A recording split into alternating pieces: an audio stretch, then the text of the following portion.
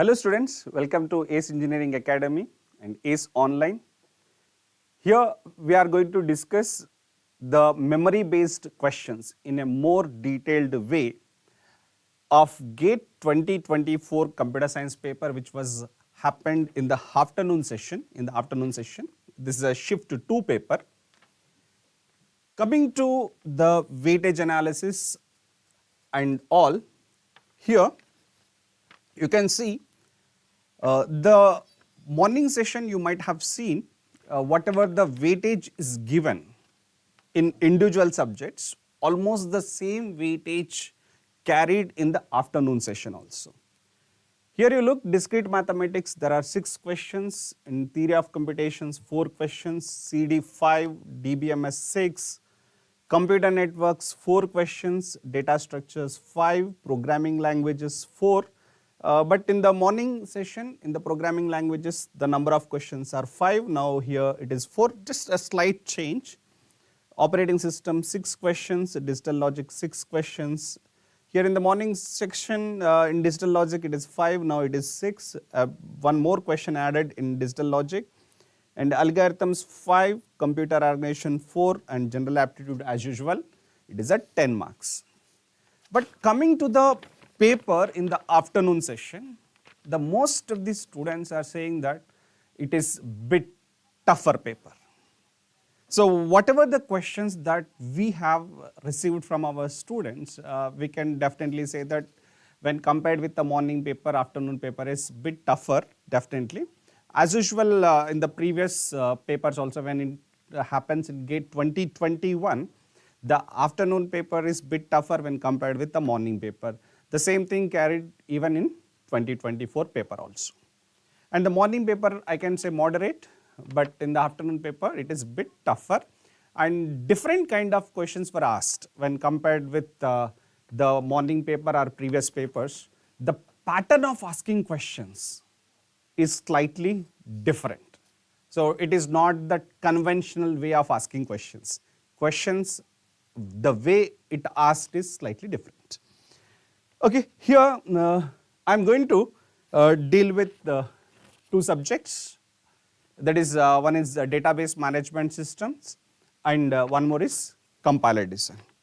Here in database management system, there are total of 6 questions, and these 6 questions comprises of 8 marks. In the morning paper also there are total of 6 questions comprised of 8 marks, and compiler design in the morning also 5 questions and total of 8 marks.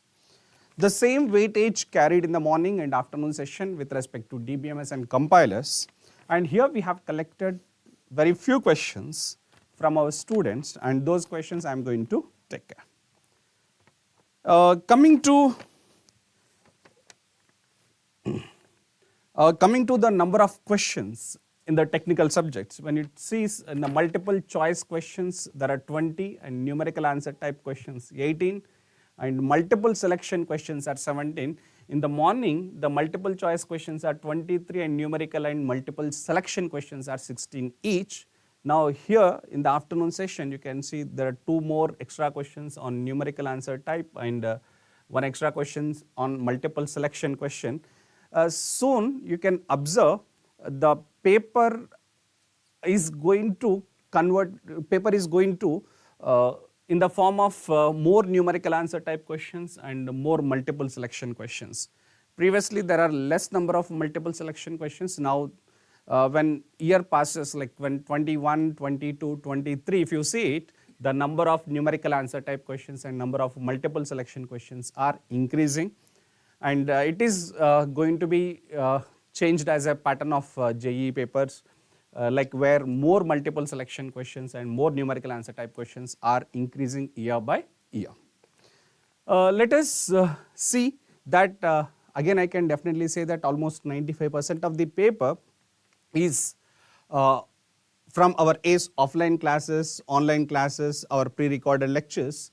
Means the pattern of questions that asked is almost same as the pattern of questions that what we have discussed in our classroom, offline, online, and recorded lectures. And see, I am going to deal with 2 subjects, databases and compilers. Here I have seen one question.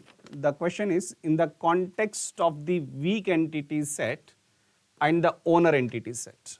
And anyhow, owner entity set is called a strong entity set.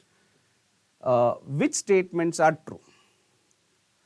Say this is a strong entity set which is represented with a rectangle box, we can call owner, and there is a relationship R and a weak entity set, and we know that weak entity set is going to be represented with a double rectangle.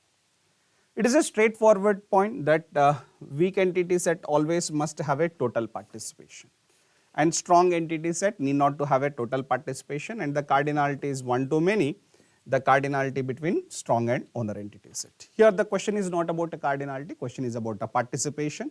Look the statements like statement 1, actually these are not the statements, this statement 1 is on option A, and option A given neither weak entity set nor strong entity set must have a total participation, but weak entity set must have a total participation, so that statement 1 of option A is wrong, and statement 2 of option B says both weak entity set and strong entity set must have a total participation. So here it is given must condition, must have a total participation. So weak entity set must have, but strong entity set need not to have, so that option B is wrong, and option C, that is a statement 3 says owner entity set must have a total participation, owner entity need not to have a total participation, it is a partial participation, so that option C is wrong. And what option D says? Weak entity set must have a total participation. It is a straightforward point. In our notes also I gave you a note point when I was discussing the weak entity set concepts. This point, weak entity set must have a total participation, means existence of weak entity set is possible only on existence of owner entity set. It means that weak is always have a total participation, so that answer is option D. It is straightforward from our class notes. And when it comes to some other questions, it is given a question, and I can say it is a very good question. The question is about number of useful functional dependencies. The number of useful functional dependencies of a relation with 4 attributes. Of a relation with 4 attributes. And it is also given the functional dependency should be of the form x to y, and given some conditions, x is non-empty, means there should not be pi in the left hand side of a functional dependency, x is non-empty, not empty, and it is also given y is not empty, means if x is empty and y is empty, it is not useful dependency, it is asking you to find the useful dependencies. If x is empty, y is empty, it is not useful. And it is also given a third condition, x intersection y is empty.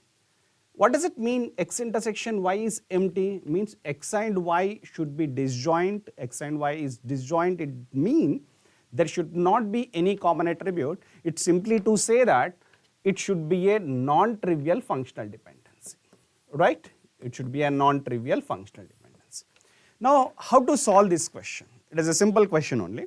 Just let us have a set of attributes, a relation R with 4 attributes A, B, C, D. These are the 4 attributes. And to have some set of attributes in the left hand side, what are the possibilities? Because there are 4 attributes are there. With 4 attributes, how many possibilities we can have? 2 power 4 minus 1. 2 power 4 minus 1, it means A possible, B, C, D, means 1 attribute possibility. Similarly, we can have 2 attribute possibilities, AB, AC, AD, and also we have BC, BD, CD. And then we also have the 3 attribute possibilities in the left hand side, ABC, ABD, BCD, and ACD, right? These are the 4 possibilities. And you can expect all 4 attributes in the left hand side. But if you expect all 4 attributes in the left hand side, what you can expect in the right hand side? Only pi. Why? Because x intersection y should be empty. X intersection y should be empty means all 4 attributes cannot be in the left hand side. If all 4 attributes are on the left hand side, right hand side should be only possibility is pi. But the second condition, what it says is y is not empty. Because y is not empty, all 4 attributes I cannot take in the left hand side. Now these are the possibilities, right? Now if A is on the left hand side, what is possible in the right hand side? Because x and y should be disjoint according to the rule 3, and it also says that x and y is non-empty, what is possible in the right hand side? The right hand side possibilities are B, C, D attributes. When it comes to B, the right hand side are A, C, D attributes. When it comes to C, A, B, D attributes. When it comes to D, A, B, C attributes. It means how many dependencies possible when A in the left hand side and B, C, D in the right hand side, that is A to B, A to C, A to D, A to BC, BD, CD and BCD. It means the total of how many dependencies? 7 possibilities. How did you calculate that 7? Because the right hand side possible attributes are 3, the possible subsets are 2 power 3 minus 1, means 7 possibilities. Same thing when B in the left hand side, right hand side is ACD, because disjoint different attributes have taken. With 3 attributes we can have 7 possibilities, here 7, here 7. So when left hand side is 1 attribute, there are total of 28 functional dependencies possible. When it comes to the 2 attributes in the left hand side, when 2 attributes in the left hand side, there are 6 cases are there. In the 6 cases, if AB is their right hand side, you can expect CD. When AC is their right hand side, BD, like this. How many attributes you can see in the right hand side? 2 attributes, which should be different from the left hand side. With 2 attributes, how many dependencies possible? AB to C, AB to D, AB to CD, means 3 possibilities, which is equals to 2 power 3 minus 1, which is 3 possibilities. So means when in the case of 2 attributes in the left hand side, for each possibility we have 3 dependencies, right? Here 3 dependencies, here 3 dependencies, here 3 dependencies, means totally 6 possibilities, where left hand side should have 2 attributes. For each possibility, on the right hand side 3 possibilities are there, means 6 into 3, 18 possibilities. And look at in the 3 attribute case in the left hand side. If ABC is there, only 1 possibility, that is D. If ABD, only 1 possibility C. If BCD, A, and ACD, B. So how many possibilities? 4 possibilities. Now total useful functional dependencies are 28 plus 18 plus 4, 4 plus 18, 22 plus 28, it is equals to 50 functional dependencies.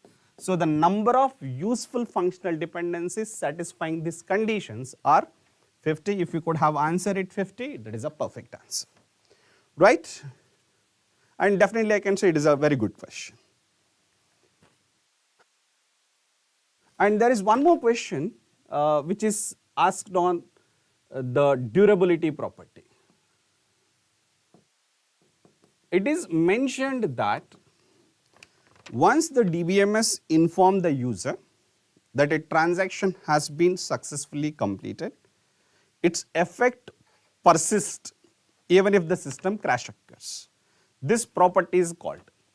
Even if a crash occurs, the database is persisted. What is the meaning of persist? The persist, the meaning is the database updates done by a transaction are going to become permanent even after the system crash. When we can say the database system updates are going to become permanent even after the system crash, then this is the definition of a durability property. Here the options are given: atomicity, consistency, isolation and durability. This is clearly resembling the definition of durability. So answer for this question is durability. So these are the 3 questions that we have collected from our students and different sources. And next, when it comes to the compiler design, in compiler design also there are a total of 5 questions of 8 marks. And when it comes to the compiler design, here we have collected 2 questions. And the one question, it is given a grammar, and it is of 2 marks. S dash tends to S and S tends to AA or SS or BAC or capital B small c or small b capital B small a, and A tends to D hash and B tends to at the rate. And the question what it says is, if I0 equal to closure of S dash tends to dot S, and the question is the number of items,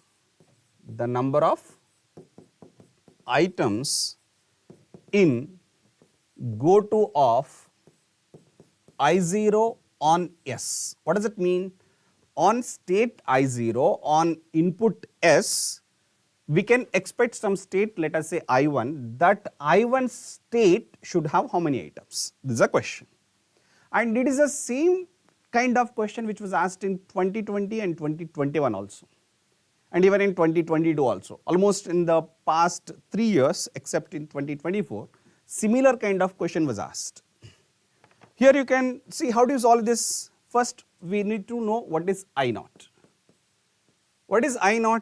I0 should have one item S dash tends to dot S, and I0 should be closure of S dash tends to dot S. What this dot S says, it is to derive some symbol using S, it requires to have S productions.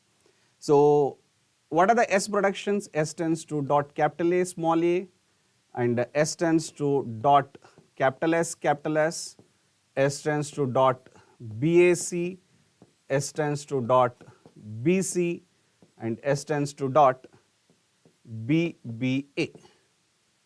And because dot A is there, we have to add A productions, A tends to D hash, and dot B is there, we can add B tends to dot at the rate. So this is I0. But what is the question? It is to find how many items in the go to of I0 comma S. This is an I0 on input S. If we move it, we may get another state we can call state I1. That I1 state should have how many items? That is a question. So on S, if I move it, I can get S dash tends to S dot, because dot S is here and dot S is here. Because dot S is here also, even this also should go into the same item. This is we can say S dot S. Again, because S dot S, because dot S is there, we have to add all S productions. What are the S productions? S tends to dot capital A small a, S tends to dot capital S, S tends to dot BAC, and S tends to dot capital B small c, and S tends to dot BBA, because 1, 2, 3, 4, 5, and all these 5 items have added, right? And with even S tends to dot S is also added, 5. And because dot A is there, we have to add A productions, that is A tends to D hash with dot at the beginning, and because dot B is there, we can add B production, B tends to dot at the rate. This is, now I can call it is state I1. Now question is, how many items in the state I1? How many items in that state? Look at, count it. 1, 2, 3, 4, 5, 6, 7, 8, 9, and we can say 9 items in the state. So 9 is the answer, and this is a data we have collected from the students, and it might be a correct data, perfect data, or incorrect data. If the data is correct, and this could be the answer for the question. And I have collected one more question, and the question is, given a grammar, S tends to capital A, small b, or capital B, capital B, small a, and A tends to CS or epsilon, and B tends to DS or epsilon. And it is also given a partially filled LL of 1 parse table. This is given partially filled LL of 1 parse table with non-terminals S, A and B, and terminals A, terminal B, terminal C, terminal D, and terminal dollar, right? And it is given a placeholders in C and D and in B, and this is B, A and B. And the question asked is, what are these placeholders? And this is also similar kind of question which was asked in 2022 GATE exam, similar kind of question. And this grammar you can, if you see, this grammar is more similar to GATE 2012 questions. I don't know, most of the students are feeling difficult, but I can say these DBMS and CD questions are a bit easy only. But the way of asking questions are different, maybe that could be the reason the students are feeling difficult. So because the placeholders, coming to this question, because the placeholders we have to find it, it is to know what should be possible in the S row C column. And it is very clear that S row C column means in the S row we should write S productions. Where we have to add S tends to AAB, S tends to AAB we can write in the first of A column. Now what is the first of A? C. Because first of A is C means S tends to AAB should go into the column C. In the column C we can write S tends to capital A, small b, means the first placeholder is S tends to capital A, small b. And where we have to add this production? In the first of B column.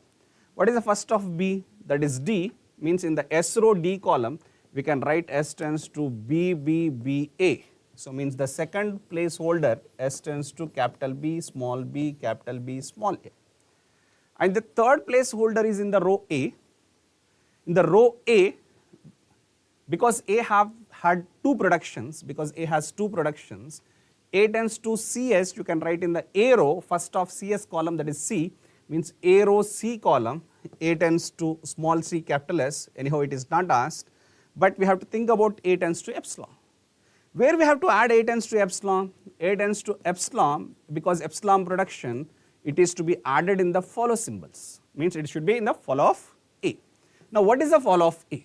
We have to just see is follow of A is having B or not. Look, follow of A is B. Because follow of A is B, here in the third we can write A tends to epsilon, then third placeholder should be A tends to epsilon. And look at for the fourth placeholder, where we have to write B tends to DS in the B row D column. B row D column we write B tends to DS. Anyhow it is not asked, but look at where we have to write in the epsilon. When first do have epsilon, then this is to be added in the follow of B. Now what is the follow of B? Look at follow of B is B and follow of B is A. So means in both A and B column we have to write B tends to epsilon. Similarly here A tends to epsilon you can write in the follow of A is A and B. So here in A also we have to write A tends to epsilon, but it is not asked, so I didn't discuss, but A tends to epsilon we have to write in the third placeholder. And when it looks to the B tends to epsilon we have to write in the follow of B. Follow of B is A comma B. So means B tends to epsilon you write in the fourth placeholder in the A column and in the B column, because it is asked fourth placeholder, the fourth placeholder is B tends to epsilon. So answer for this question is this one, and these are the options given. And so far we have collected these questions, and these are the detailed solutions of these questions. And here we have discussed 3 DBMS questions and 2 compiler questions, and hope you have understood these questions very well. And next my friend Mr. Rajesh is going to continue the session of aptitude related questions. So hope you are going to enjoy the session. Don't go anywhere, stay tuned. Thank you.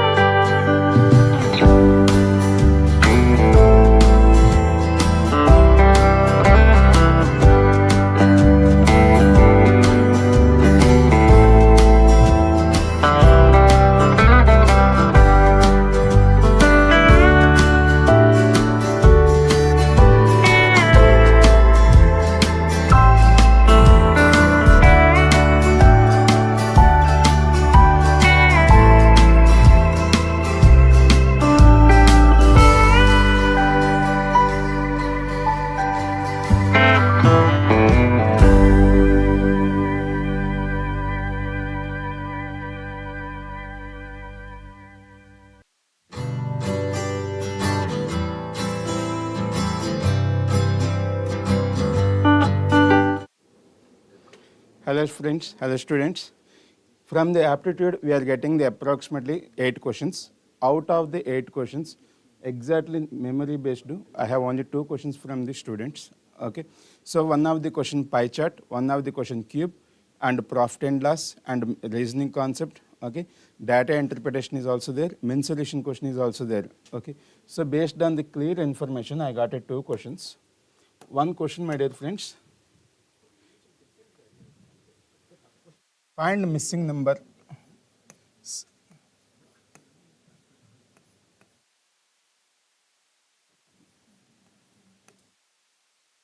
The series. Okay.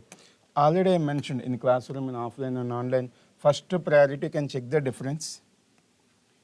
3, 5, next 11.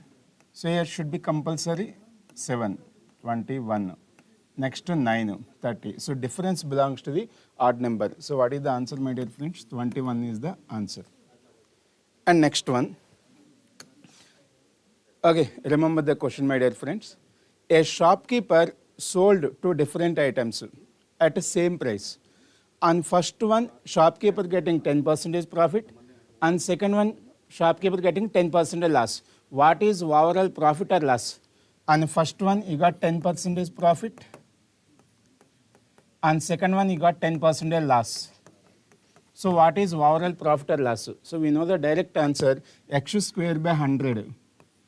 X square by 100, put in bracket percentage symbol, always loss. So 10 square by 100. So 1% loss directly, because already you know the logic. In case if you don't know the logic, plus x minus y, okay, minus xy by 100, percentage symbol we are using. That depends upon the result. If the result is positive, you can say profit. If the result is negative, you can say loss. This is the other method. Again, if you have a doubt, original method also. So my dear friends, these 2 questions only I am getting the different sources, and one of our student also. Remaining questions lengthy, concept is very easy, my dear friends. I hope everybody is getting a good rank. Okay, we are expecting also. Next, our next faculty, mathematics sir Manikumar sir taking some sessions.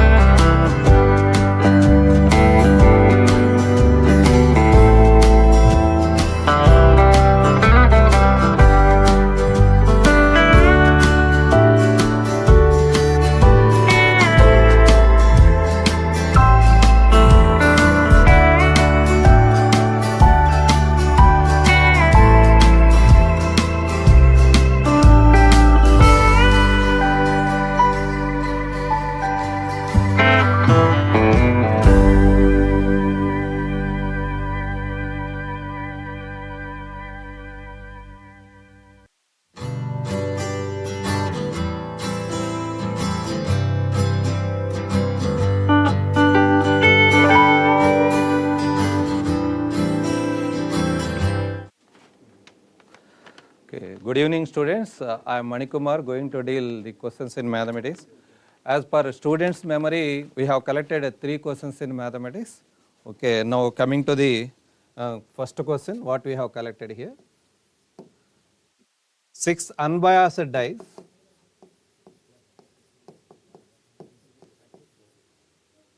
dice rolled at a time.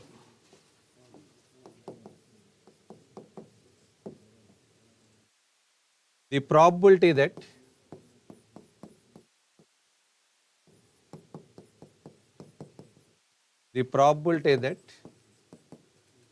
numbers appearing on dice are different.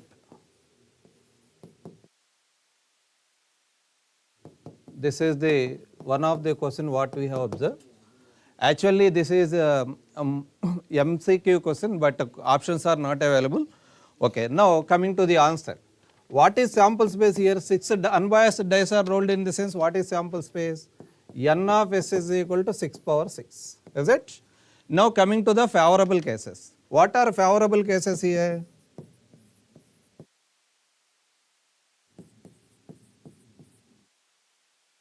See, the numbers appearing on all dice are different means, suppose like this 1, 2, 3, 4, 5, 6.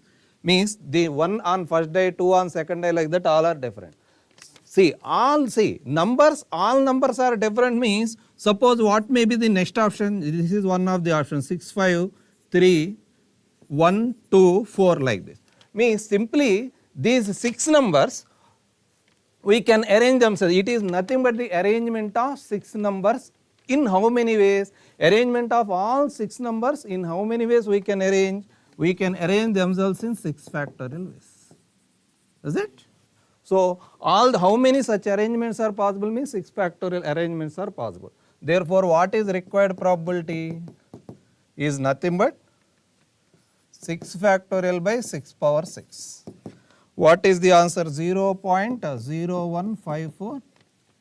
You also check it once. Okay, right. This is the answer for the first one. One of the option will coincide. Check it. Now coming to the next question. Actually, it was given like this. F of x is given as 1 minus f of 2 minus x given. F of x is equal to 1 minus f of 2 minus x given. What is the question here? Integral 0 to 2 f of x dx they asked. What is the answer for it? Okay. Now coming to the solution. Actually what is given here? Given f of x is given as 1 minus f of 2 minus x. Okay, here integration required, so integral 0 to apply integration on both sides between the limits 0 and 2. Integral 0 to 2 f of x dx is equal to integral 0 to 2 1 minus f of 2 minus x dx. Is it right? That is nothing but integral 0 to 2 1 into dx is dx minus integral 0 to 2 f of 2 minus x dx, right? So one of the properties there already you know, properties of definite integrals. Integral 0 to a f of x dx is equal to integral 0 to a f of a minus x dx. This property already you know. Integral 0 to a f of x dx is equal to integral 0 to a f of a minus x dx. This property is there or not? So in place of integral 0 to 2 f of 2 minus x dx, you can write it as integral 0 to 2 f of x dx like this. So what is LHS? Say this. Integral 0 to 2 f of x dx, integral 0 to 2 f of x dx is equal to, so here integral 0 to dx is nothing but x, apply the limits, you will get 2 only, that is 2, minus using this property, this will be converted as integral 0 to 2 f of x dx. Integral 0 to 2 f of x dx. Here it is minus operation, write this side, 2 into integral 0 to 2 f of x dx is equal to 2. Therefore, what is our question actually? Integral 0 to 2 f of dx. What it would be? This is 2 will cancel, you will get 1. Is it? This is the one of the question. Answer is 1. Now coming to the next question what we have collected.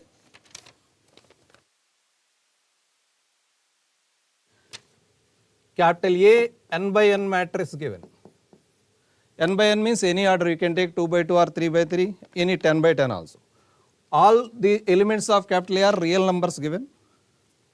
Matrix capital B n by n, this is also n by n matrix obtained from A.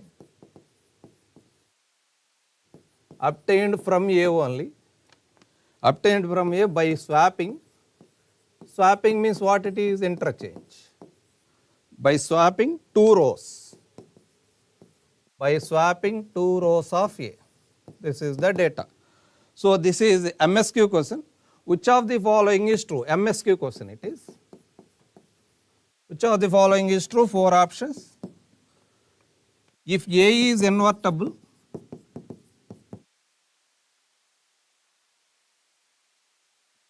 B also invertible.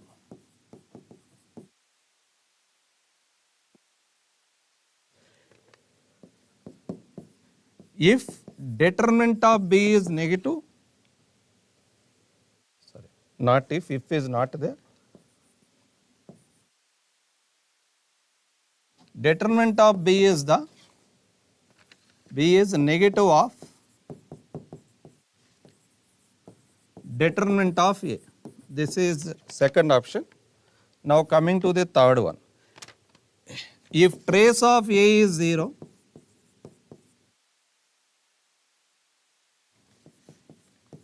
then trace of B also 0. Option D, if A is symmetric,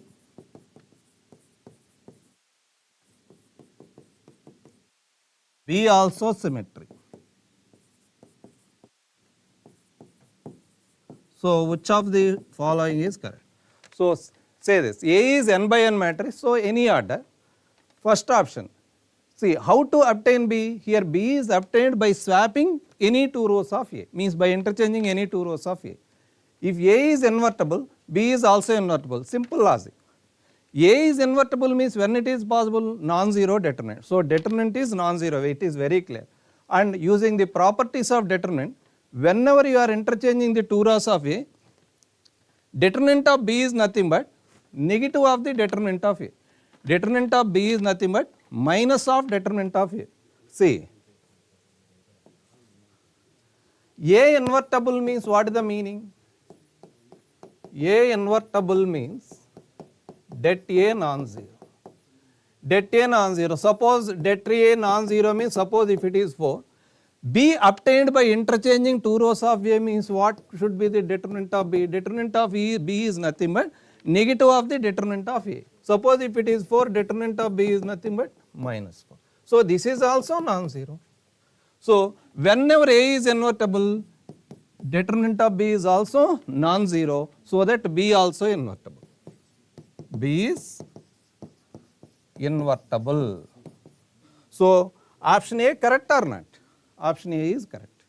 And you see, determinant of B is the negative of determinant of A. It is very clear this is the properties of determinant only, so that option B is also correct. Now coming to C and D. If trace of A is 0, then trace of B is also 0. Okay. Now consider a small example for this.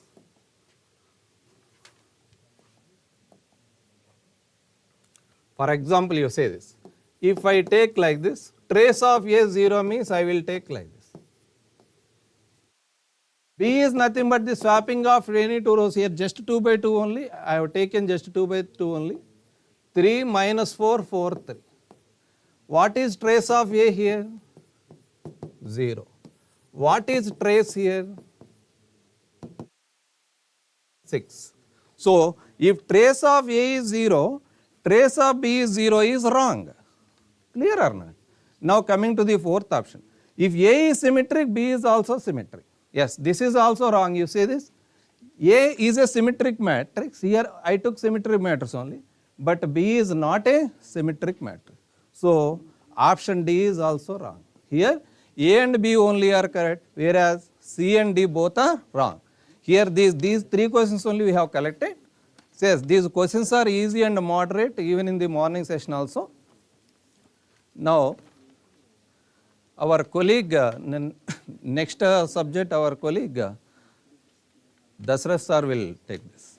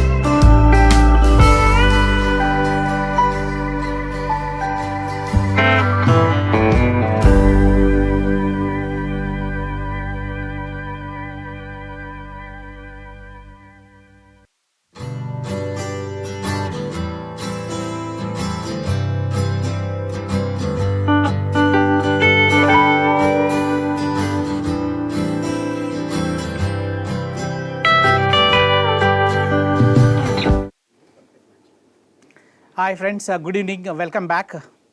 So in the evening session, we have received the questions from the TOC. The overall weightage of the theory of computation is about 9 marks.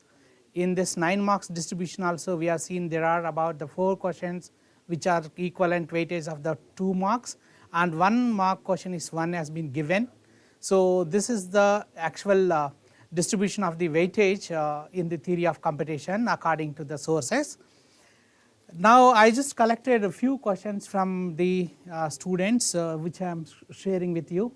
The question what is playing on the screen, you can see this is the question on the regular expression and finite automata. This is the one you need to be translated into the regular expression. So there is a NFA machine here. This NFA machine we need to convert into the regular expression. To do this operation we have here several methods, but you doesn't require here any kind of procedure to do the translation. You can answer this question on trial and error basis. I just take here few important steps how to do the identification of right answer for this question. This is quite easy for us. Just look at the diagram, don't look at the options. This is what the common practice we are all done in the classroom. Same thing you have to do it here. Just look at the diagram, just identify the first string what it is being accepted. Up to length 3 you please list it out few of the members from the diagram. After that you take the options and expand each of the option into the different strings up to length 3 whatever you done for the diagram. Then you can easily trace out what will exactly match with the set of the given automata.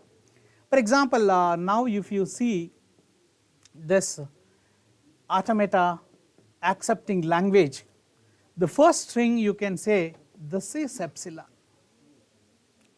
After that you see here this cannot accept the single 0, this can accept only double 0 here.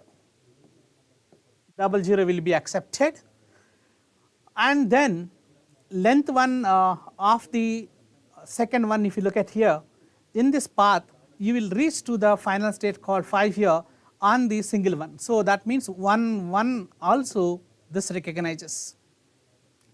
After that if you give here 3 ones will be recognized here. So 1 1 will be coming here, again 2 more ones will be connected here back, 3 ones will be accepted. So this is the length 3 strings, and there is a path from state 3 to state 5 through the epsilon. If you see, once you started from initial state, you can be in the loop for the even number of zeros, or else you can also come back to the final state on the epsilon here, and for any number of ones of the even you can be also in the final state. But you do not have the path to go from this place to this place here. So that is the reason you have to understand, go through the options. This option A is saying about I should accept only just zeros or else odd ones. Option A is telling about it will accept only either even zeros or odd ones. But in fact there is a path to come to this place here, you can combine. So once you visited here only zeros, again I can also accept here only odd ones.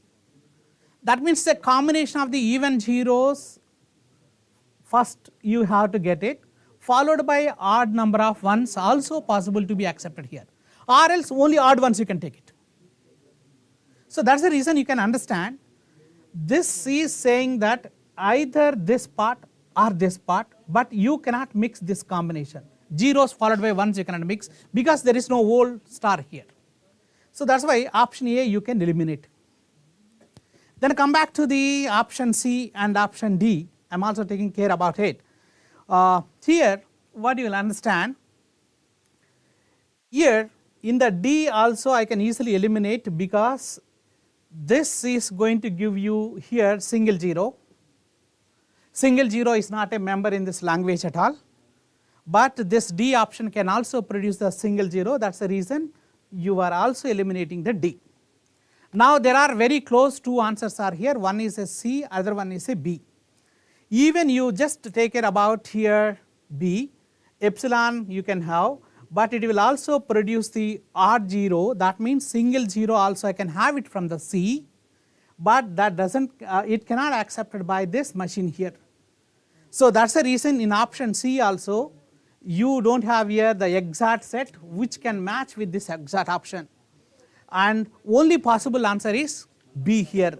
B is absolutely right answer because you know that it will going to be cover about all the time about the even number of zeros are here, and this is the portion is going to be taken care about only odd zeros by this portion, or else composition of the even zeros followed by here even ones.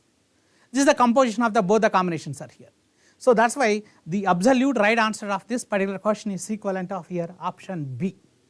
So option B is the right answer for this automata. And then we have a one more question on the TOC which is collected from the students. This is the question has been given. In this question we have the two languages. Both of them are defined on the regular expressions. One is the expression L1, other one is the expression given in the L2. What you have to determine here, what are the common strings you can find in the L1 and L2? That is the one you need to be figured out here. In fact, if you look at the language number 2, that is the L2, is saying that all the strings over the AB of length 4 or less. Language L2 covers every string right from the epsilon to length 4. And L1 is an infinite language. L1 is an infinite language, whereas your L2 is a finite language. So in L2 what you can identify, I got here all the strings from epsilon to all 4 B's. So right from here AA to you can take here BBB. These all are the members what you can find in the L2. But that is not the matter here. You have to determine what is common for both. That is why you have to take care about what kind of strings I can produce from the L1 right from length to epsilon to length 4 from the L1. That is the preference for us. If you work on the language strings what you can produce from the L1 up to length 4, that is the number equivalent of commonality of L1 and L2. That is what you can list it out easily, what is the list of strings you can have it over there. Definitely from here my first string I can say that A will be there, later B you cannot produce, I can have here AB as the string here. Let us take here up to there is a possibility of whole star, say for example here I feel here there is a op star here. If that is the case, what else I can take? Later possibility for me I also can have a BA also possible for you, BA also can be possible. After that if you have a length 3 strings can be here BBA, you can have it. Later you also can have a string like a BAB also possible for us. Then you also have a strings like a ABB, so this is about length 3. And I also can have from there exactly about only AAA also possible. Then length 4 if you take AAB possible for us, then you also can have a AABA possibility, and BA is not AB and AB also possible for us because of this combination AB possible. So we can take all the strings up to length 4 if you consider. We are just bothering about this expression whether it is going to be exactly the same one what is given in the exam or there is anything change, but depends upon the L1 expression. You can definitely see here what is the common. So only job you have to do here, if you expand this one up to length 4 right from the first string to the last string up to length 4, you can see here such a things, I am getting about this is close to the 10 value I am getting. This is according to the expression what I am having here. So, but it is subjected to the always the exact expression what I have what we got it in the examination, that I let you know. But right now what is the idea is here, kindly expand your L1 up to length 4, then whatever you get the number of strings up to length 4, that is going to be the common thing. You nothing to worry about the L2 values, because that is almost covering everything from right from the epsilon to the length 4. So they are the two questions, no, their field difficulty, and this is a numerical type answer question, other one is the MCQ question was given. Apart from that, there is a one question, I do not know accuracy of this data, but there is a one question has been given, finding of the language. In that language also I seen according to the options what I received, they have been comparing number of A's and number of B's in a language strings. What is the relationship, whether A's are more or B's are more, or A's and C's are same, or A's are going to be greater than the number of B's. So that is the one question is given, but data is missing here. What is exactly the options has been provided, not provided, but this is also exact classroom thing, whatever we practiced it has been covered in the TOC. So these are the few questions which I have received from the friends, so about the theory of computation. So next session would be, next topic will be taken care by my colleagues. So thank you all of you, let's hope for the best results.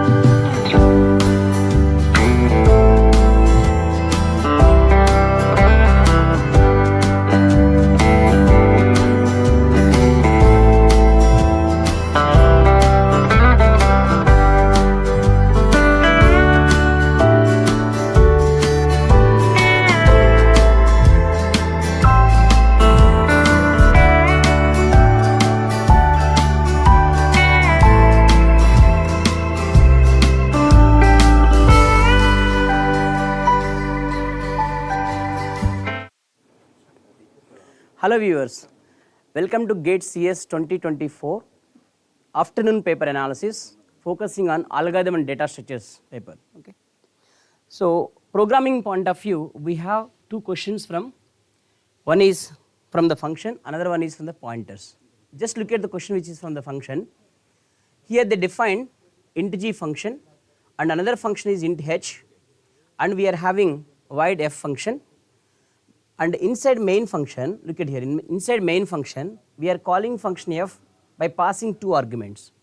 But here clearly they specified that parameters are passing from right to left. Okay, just look at here, parameters are evaluated from right to left. This point is very, very important for answering this question. Clear? If you don't understand parameters are passing from right to left, you will get different answer for this question. So now by assuming parameters are passing from right to left, what is the answer for this question? Okay, let me analyze this question, friends. So in the main function, we are passing arguments by calling f, one is g of 10 and h of 20. Since we are passing parameters from right to left, so therefore first we need to call h of 20 like this. Okay, first we need to call h of 20. Please excuse me. Yeah. So just look at first one, we are calling h of 20. So the moment if you call function h of 20, it will pass argument 20 to the called function like this, right? So then q is having value is equals to 20, therefore the printf statement first it will print the value is equals to 20 friends, right? Afterwards this return statement will return the value of q here. What is the value of q? That is 20. So it is giving back value of q, that is 20, right? It is printing 20, afterwards it is giving 20 back to the calling position.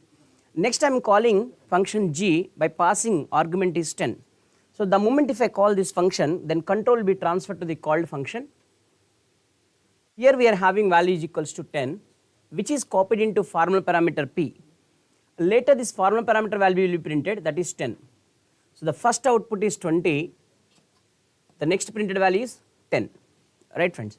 Afterwards it is returning the content of p. The content of p right now it is 10, so it will give back to the calling position like this, okay. It will give back to the calling position, this place. So it is giving value is 10, right. Now I am calling function f by passing arguments 10, 20. You can imagine your function is calling by passing arguments 10, 20 like this, right. So these two arguments will be copied into formal parameters of this function, right. So therefore these are transferred to this function. Now x is holding value is equals to 10 and y is holding value is equals to 20, right. Now we are calling function g by passing x is equals to 10, x is equal to 10. So the moment if you pass the value 10, that will be copied into p, right, that will be copied into p. So therefore it will print the value that equals to 10, right. So next y value is equal to 20, you are calling h function by passing 20, therefore this q value again it is printing 20. So the output for this program is first printed value is 20, next 10, afterwards again 10 and finally 20. By assuming parameters are passed from right to left. So this is a one question came from programming point of view friends, okay. Let us look at another question. I hope you answer this question right, okay. Look at second question. So this question based on array and pointers. Look at the statement. There is array of 2 elements, okay. Let me create array of 2 elements now. There is an array where the first element is 20 and second element is 25. The data type of array is here double. Assume that double occupies 8 bytes of memory. If it occupies 8 bytes of memory, by assuming starting address is 100, next byte address must be 108. By assuming double occupies 8 bytes. Here whether it is 8 bytes or 4 bytes doesn't affect our answer friends, okay. Now I am assuming it is 8 bytes. Afterwards look at this one. P is a pointer which is pointing to double variable. So the moment if I declare pointer, this pointer which is eagerly waiting for receiving address of double variable. So therefore I am assigning array name to the pointer p. We know that array name itself a constant pointer. Array name itself a constant pointer which is always holding base address of the array. Here the base address of the array is equal to 100. Therefore that content 100 will be copied to the pointer p, right. So therefore the pointer p is holding address is 100. When pointer is holding address 100, then it is pointing to the target. We can access value by using star p. We can access that value by using star p. Next one, q is equals to p plus 1. Q is equals to p plus 1. So the meaning of this statement is whenever we write q is equals to p plus 1, p right now it is holding address is 100. This 1 must be multiplied by size of double data, okay, size of double. Generally whenever we are adding some scalar to the address, that scalar should be multiplied by the size of the data type which they are pointing.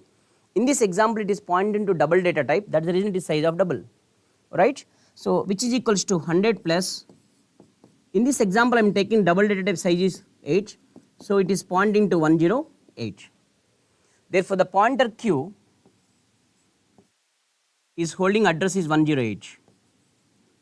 Whenever pointer is holding address, it must point into the target.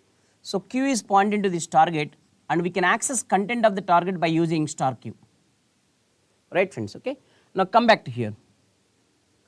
here we are going to print q minus p. Remember, whenever you are performing difference between two pointers, the result must be divided by the size of the data which they are pointing. Okay. Now here the content of q, look at here, the content of q is equal to 108, right? So this value q minus p can be written as like this. Please observe, q minus p, this result is equals to q. What is the q value? That is 108. What is p? That is 100. It is a basic concept. Whenever we are performing difference between two pointers, the result must be divided by the size of the data which they are pointing.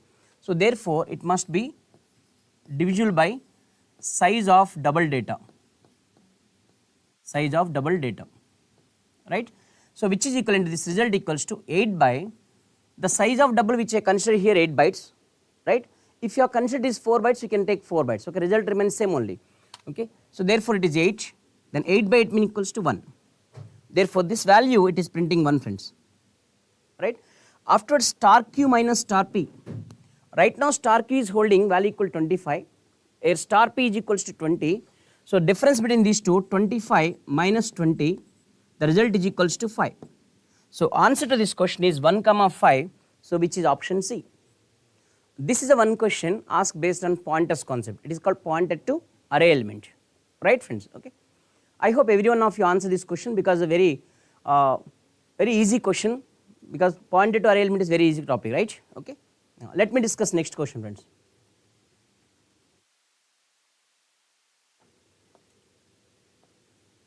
Yes, this question based on stack concept. So here they provided one stack. Initially stack contains elements like this. There is a stack which contains elements like 100, 200, 300 and then 400. Initially they provided stack, name of the stack is equals to S1, right friends, where the capacity of the stack is equals to 4, means we can store maximum 4 element in this stack. And there is another stack S2 whose capacity is 2. There is another stack S2 whose capacity is only 2, right? Now they defined 3 operations. The first operation, push S2, its meaning is we have to pop element from S1 and then push element to S2. Means they defined protocol like this. Okay, they defined protocol like this.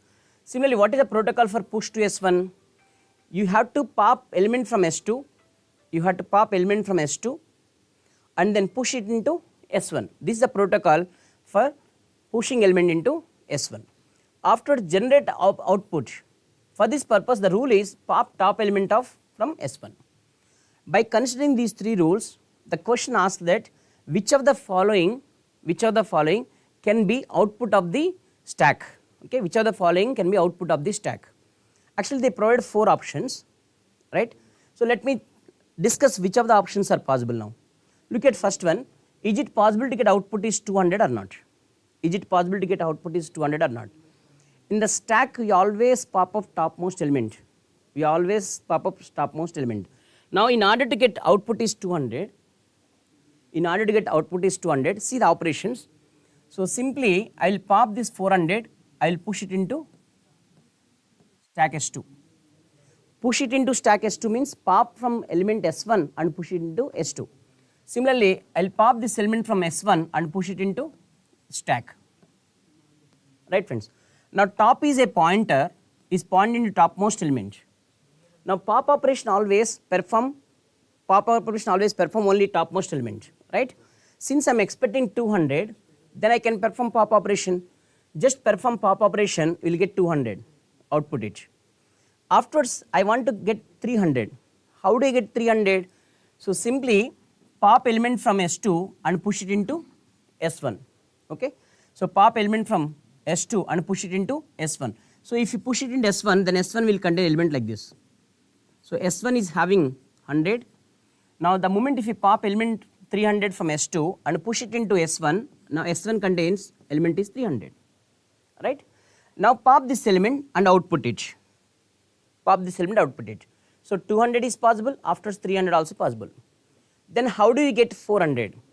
To get 400, again pop element from S2, right? If you pop element from S2, S2 is empty, and push that element into S1. Push that element into S1. So if you push that element into S1, now we are having S1. S1 starting element is 100. Now next element is 400.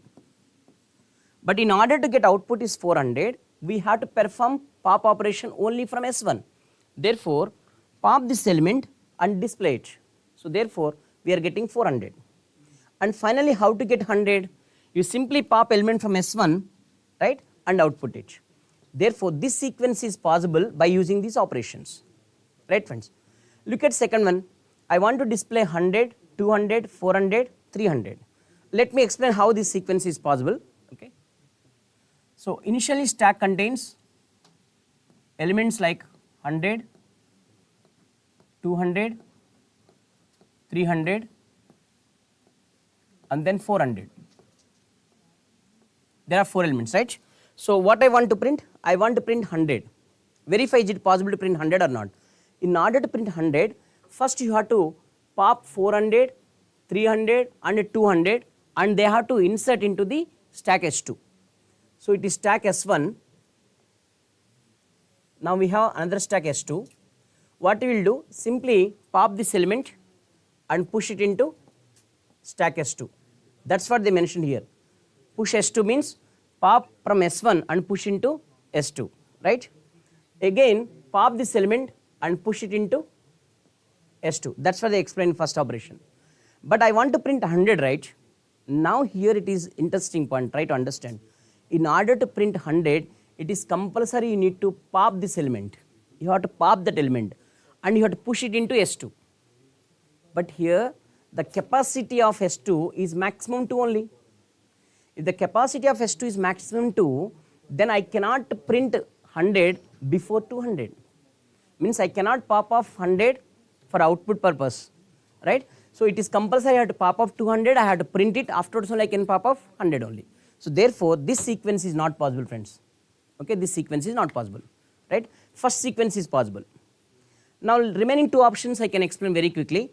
Is it possible to have 400? Yes, because your stack contains 400, a topmost element like 100, 200, 300 and then 400. How do you get 400? Simply pop this element and output it. How to get 200? In order to get 200, after popping this element, in order to get 200, you take help of S2. Okay, you take help of S2. Then pop 300 from S1 and push it into S2. Right? Now pop 200 and output it. Pop 200, output it. Then pop 100, output it. Afterwards, push this element into stack S1 and then pop that element from the stack S1, then output it. Therefore, this sequence also possible. A is possible, C also possible. Now let me explain this orally without drawing any diagram. How to get 300? Simply push 400 into S2, pop 300 from S1. So we will get 300. Afterwards, pop 200 from S1, you will get this one. Then pop 400 from S2, push into S1 and pop that element. And finally, pop 100 from this one. So therefore, option D also possible, friends. Only option B is not possible. Suppose in the question, if they ask which of the following sequence cannot be possible, then answer is B. If they ask which of the following sequence are possible, then answer is A, C, D. So based on the questions, you decide what is the answer for this question, friends. Okay. So these are 3 questions asked in data structures. Let me see one question from algorithm subject point of view. So they provided one recurrence relation by defining T of 0 is equals to 1 and T of 1 is equals to 2, whereas T of n they define it as 5 times of T of n minus 1 minus 6 times of T of n minus 2, right? They are asking what is the tightest bound for T of n, okay? What is the tightest bound for, what is the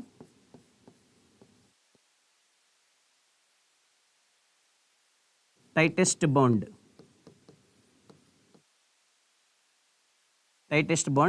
for T of n.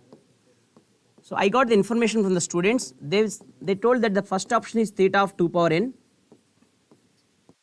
second option is theta of 3 power n,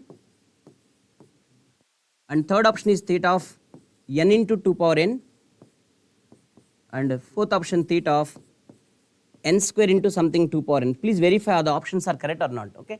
This is a memory based question, but I want to explain the procedure how do you evaluate this type of questions. Okay. So this is a question which I got from the students, friends. Okay. So how do you answer this type of questions?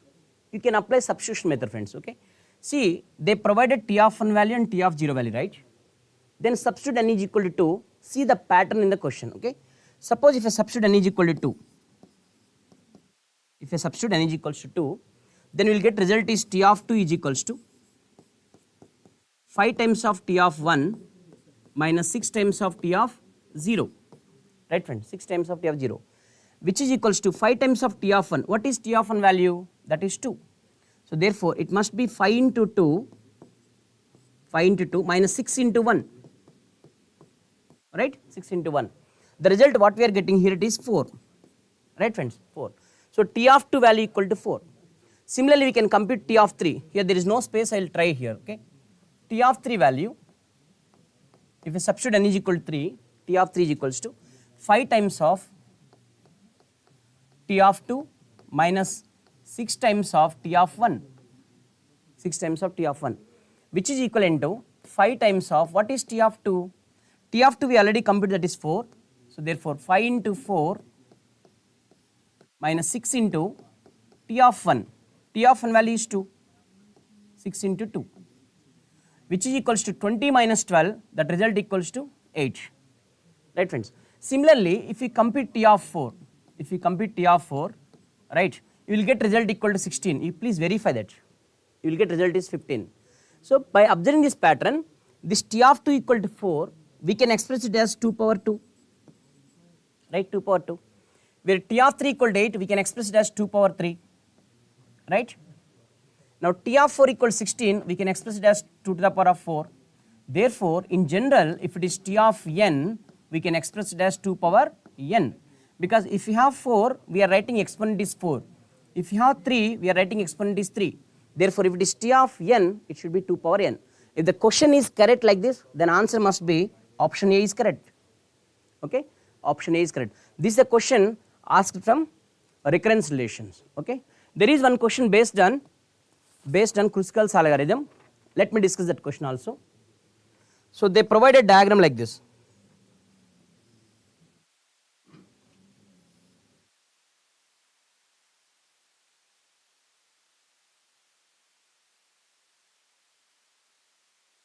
Kindly verify if this diagram is correct or not. So they provided edge weights are 1, 1, 2, 2, and then 2. Here we are having edge weights are 3. Again here 2, 2. This edge weight is also 2. Next it is 1, 1. The question is related to how many number of minimum cost span trees are possible. Okay. For this given graph, how many number of minimum cost span trees are possible. Just verify how many number of vertices are in the graph. Clearly there are 7 vertices are there. 4, 5, 6, 7. So the graph contains 7 vertices. If the graph contains 7 vertices, your spanning tree must contain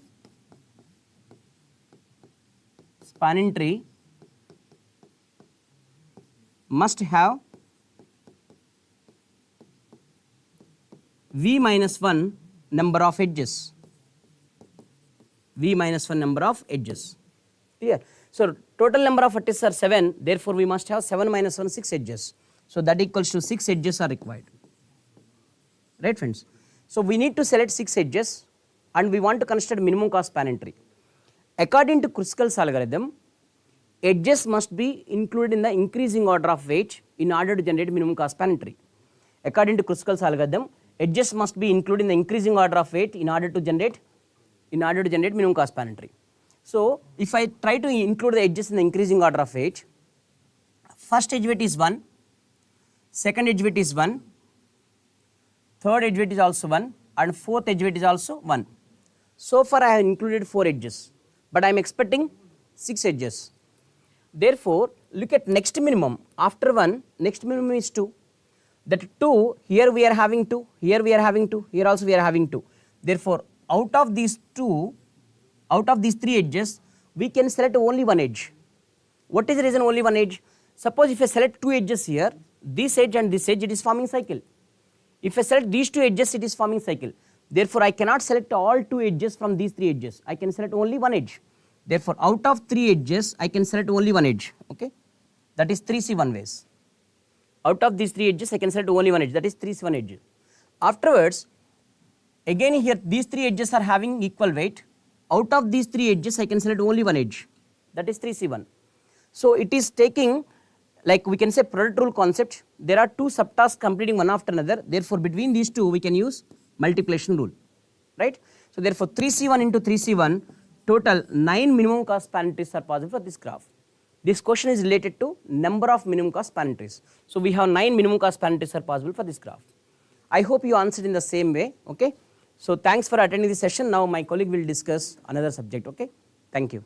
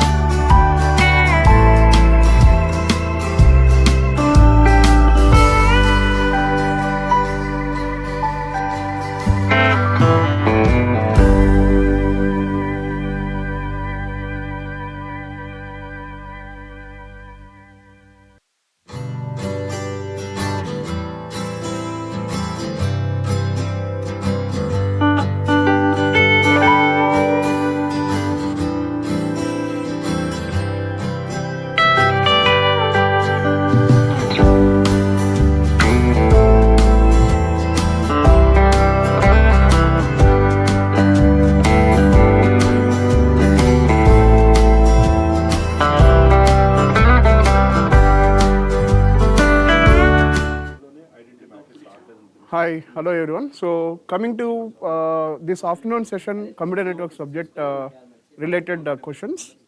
This is the question which we have from IPv4 addressing pseudo representation. In the morning session also we have one question, as well as in the afternoon session also we have one question. So look at this question. It is saying that there is a range is given, some IP address range is given, right? What is that IP address range? 10.12.2.0 to 10.12.3.255. This is the range, which means that this is the first address and this is the last address. And it is asking you the block address, simple. So this can be solved by applying, by considering the options one by one. So first, if you consider this is the block address, for example, this block address, what is the slash 24? Slash 24 in the sense, the first address, how can I calculate here? 10.12.2, how can I write 00000010 dot 00000000 slash 24. So to find out the first address, last 8 bits I need to set to 0.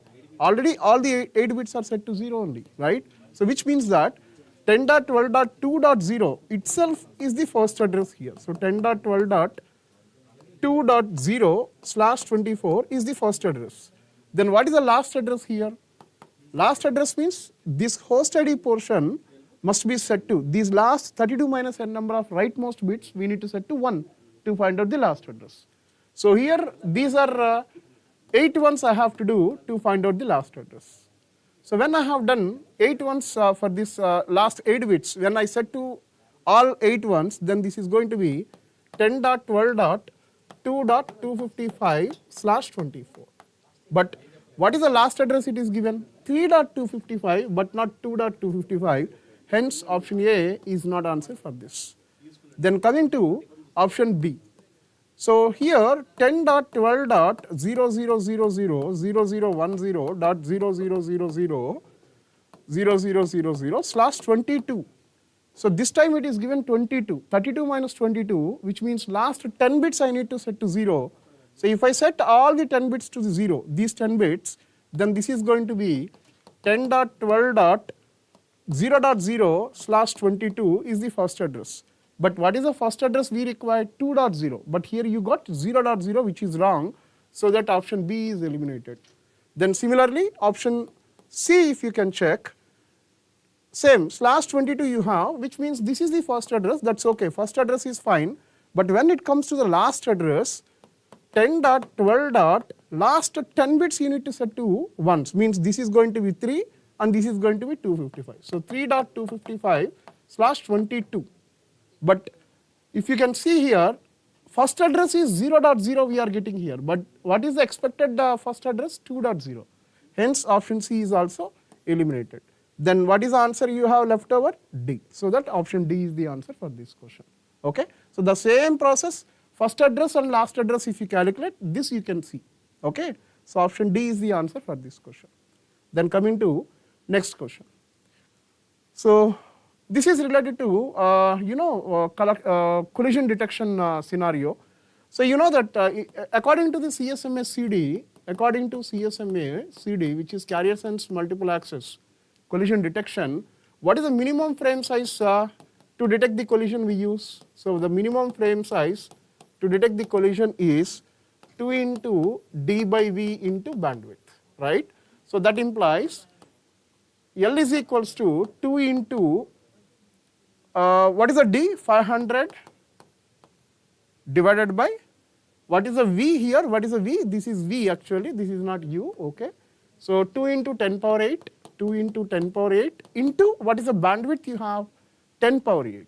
So 10 power 8 bits per second, right? So 10 power 8 cancel, 2 cancel, what else remaining? So this is going to be 500 bits. So the minimum frame size must be 500 bits. So 500 bits is the answer for this question in order to detect the collision, right? Then coming to next question. So coming to the next question, see this is a similar question in the morning session which you have seen.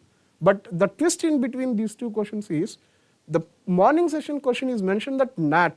What is that NAT? Network address translation, right? So since NAT is clearly mentioned in the question, your IP address is being converted to, your private IP address is being converted to public IP address, means your source IP address getting changed. But here, such concept was not there. This is a spelling mistake, it is router, okay, router. So simply direct question it is. So router can modify TTL value. You know that whenever a packet is being visited by the router, for each visit of a router, the TTL value of the packet gets decremented by 1. So once TTL value is getting decremented, automatically header checksum also gets modified. Reason, IPv4 is calculating the checksum for the header. In the header, if any field is being modified, automatically the total checksum of that header gets modified. Hence, B and C gets modified. Then coming to option A, source IP address never gets changed. According to the IPv4, according to the IPv4 source IP address field, it is clearly defined that this field information must be remains unchanged, right? So that is why. So since NAT was not there here, please mind this, but morning session it is mentioned NAT, okay? So that's why option A is not answer for this question. And D, which is protocol, you know that IP is IP packet is, the ICMP packets, IGMP packets, TCP packets and UDP packets, these are all gets encapsulated into the IP. If your protocol field value is 1, then might be it is ICMP packet. If the protocol field value is 2, then it is IGMP packet. If the protocol field value is 17, it is UDP packet. So like that we have discussed, right? So this protocol field will not get changed because it is carrying such particular ICMP packet information or else IGMP packet information or else TCP packet information and UDP packet information. How it gets changed? It never gets changed. So what is the answer for this question then? B and C is the answer for this question, okay? Right, then coming to next question. Yeah, so this is another question. X is the source and Y is the destination. Which of the following is true? Something like that, that is the question, right? So if X wants to transmit a data to Y, what is the IP address? That the IP address, the destination IP address field must be whose IP address? Is it a S IP address or else R IP address or else Y IP address? Compulsory it has to be destination IP address. So that is why destination IP address of R cannot be the answer here. Reason, destination IP address of Y must be there. In the destination IP address field, Y's IP address must be there but not R's IP address here. Okay, so destination IP address of R. Okay, so then destination IP address of Y, yes, it is true, because to Y you want to transfer the packet. Then coming to MAC address. So the MAC address field is going to be filled up with is Y's MAC address or else S MAC address. Since X is transferring the packet to the switch, obviously the switch is having that MAC address, that this is the destination MAC address but not Y's MAC address. So that's why this is not an answer but this is an answer. So again, what is the answer for this question? B and C, right? So coming to next question. So congestion window, when there is a timeout is occurred, your congestion window size is 12 MSS. So when there is a timeout is occurred, so look at timeout, please recall these concepts which we have discussed, right? So timeout, when there is a timeout, congestion threshold must be calculated to congestion window size by 2. What is the congestion window size by the time of timeout occurrence? 12 MSS by 2, which is 6 MSS now, right? Then once congestion threshold is being calculated when there is a timeout, then what we are doing, again we are starting the slow start phase with 1 MSS. So which means that it is again starting from 1 MSS, then after 1 RTT it is becoming 2 MSS, after 2 RTTs it is becoming 4 MSS. So the question is speaking about 2 acknowledgements are being received, means 2 RTTs are being done. This is 1 RTT and this is second RTT. After 2 RTTs, what is your congestion window size, or else during the third? So during the third means this is the third RTT. In this third RTT, what you are sending, what is the size of the congestion window you are sending? 4, right? After 2 RTTs, it is 4, congestion window size is 4. Or else during the third RTT, you are sending the congestion window size with 4 MSS. So 4 MSS is the answer for this question. Okay, then coming to, yeah. So these are the questions which we have received with respect to this afternoon session. I hope you are clear with the questions and respective keys and explanations. Thank you.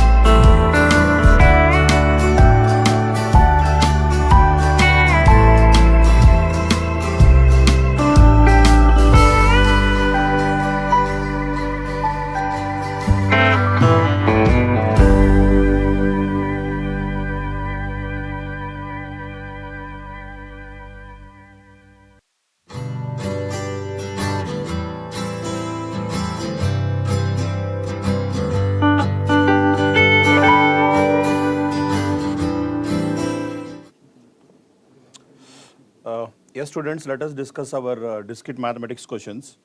So we got 3 questions from discrete mathematics. So the first question is from propositional logic. They given a statement like this. The proposition P says that fail grade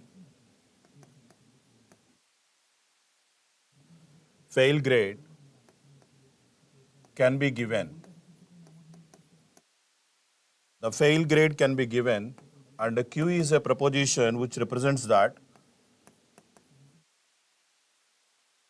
student got more than 50%.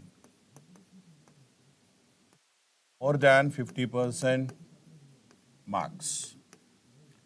Yeah, these are the 2 propositions given, and they also given one statement. The given assertion is student cannot be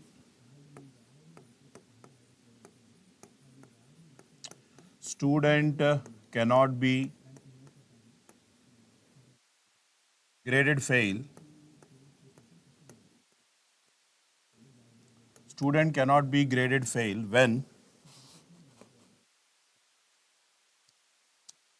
he get more than 50% marks. When he get more than 50% marks. More than 50% marks. My dear, this is the given assertion. This assertion we want to convert into propositional formula. If you see this question, we have student cannot be graded means this statement up to here, we can take it as negation P it is. Yeah, it is negation P. After that we have when. And he get more than 50% marks, that is Q here. So the given formula is in the form of negation P when Q. So if we take in the corresponding formula to this, it is nothing but Q implies negation P. Yeah, we have different options. Among these different options, this option is correct. Q implies negation P will be correct. And we have one more question from graph theory. Yes, from the graph we have some question. Yes.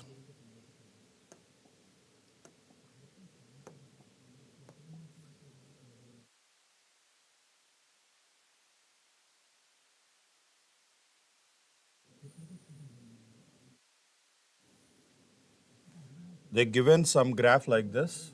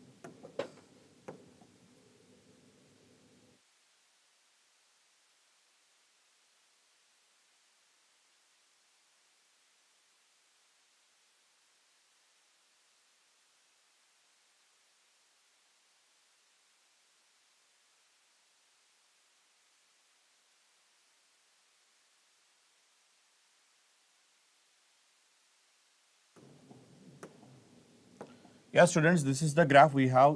Some vertices are available here. And the given question is, we want to find the chromatic number to this. Right?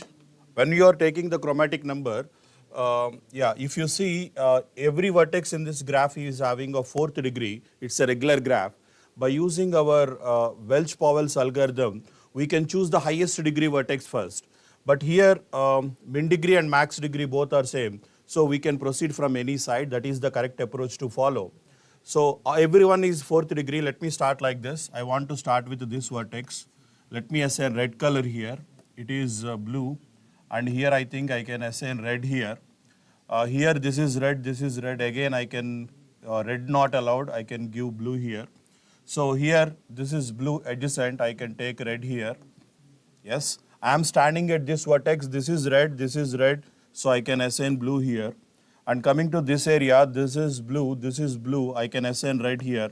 And coming to the last vertex, here I have something like this. And the adjacent nodes are red color, it is also in red, so let me assign blue. So with these two colors, I just ended the process. So you can say that the chromatic number of the graph is 2. That's all, my dear. That is our second question from graph theory, right? And let us go for the last question, something like third question. Yeah, we also got the question from graph theory only. The question is like this: the adjacency matrix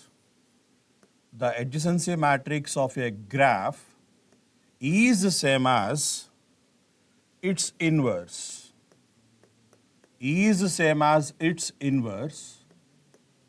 Then the possible options are, then the graph G is, option A says that G is a complete graph,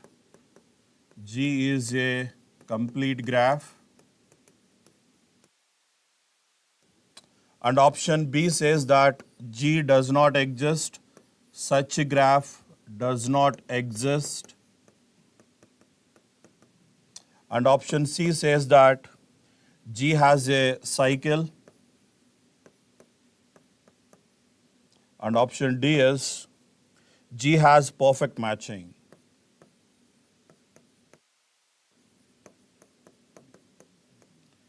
G has perfect matching. My dear, to explain this, let me take something called some example here. I want to consider a graph in this way. Let me consider the graph is just like this.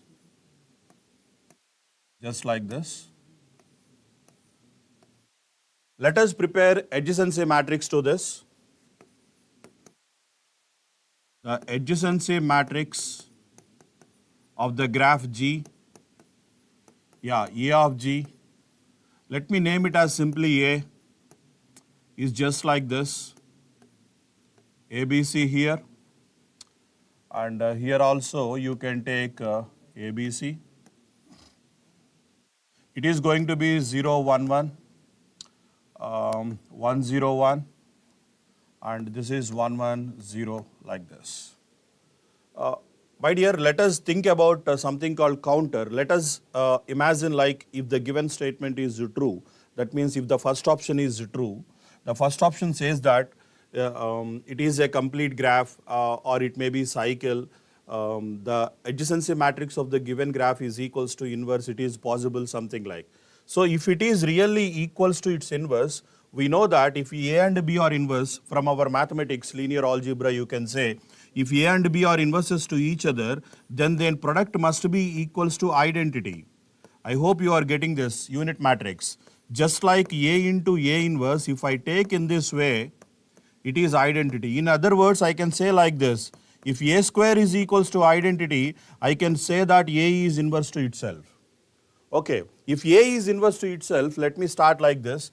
A is the given matrix. Let me take A into A here.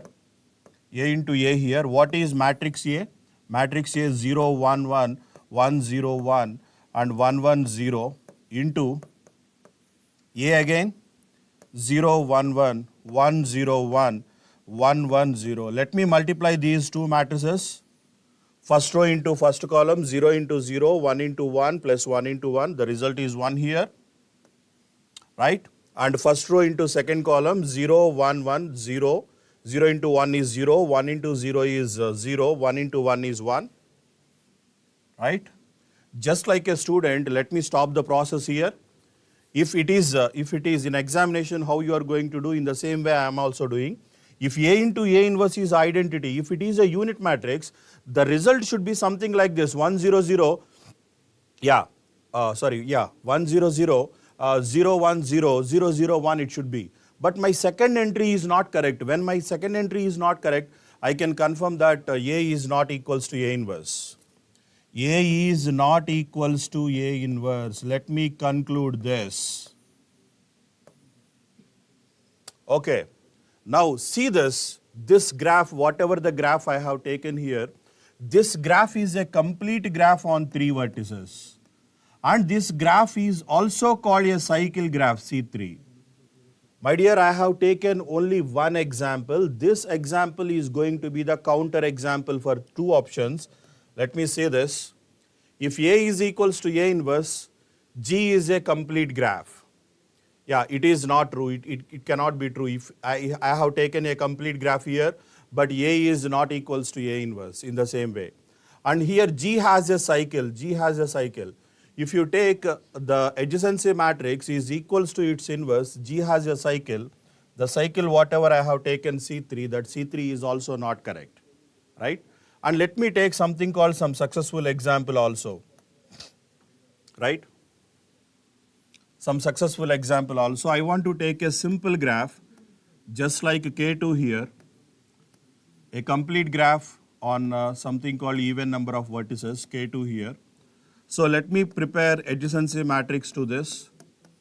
If I take adjacency matrix to this, what can I get here? The adjacency matrix is going to be 0, 1 here and something called 1, 0 here. Now let us prepare A inverse to this.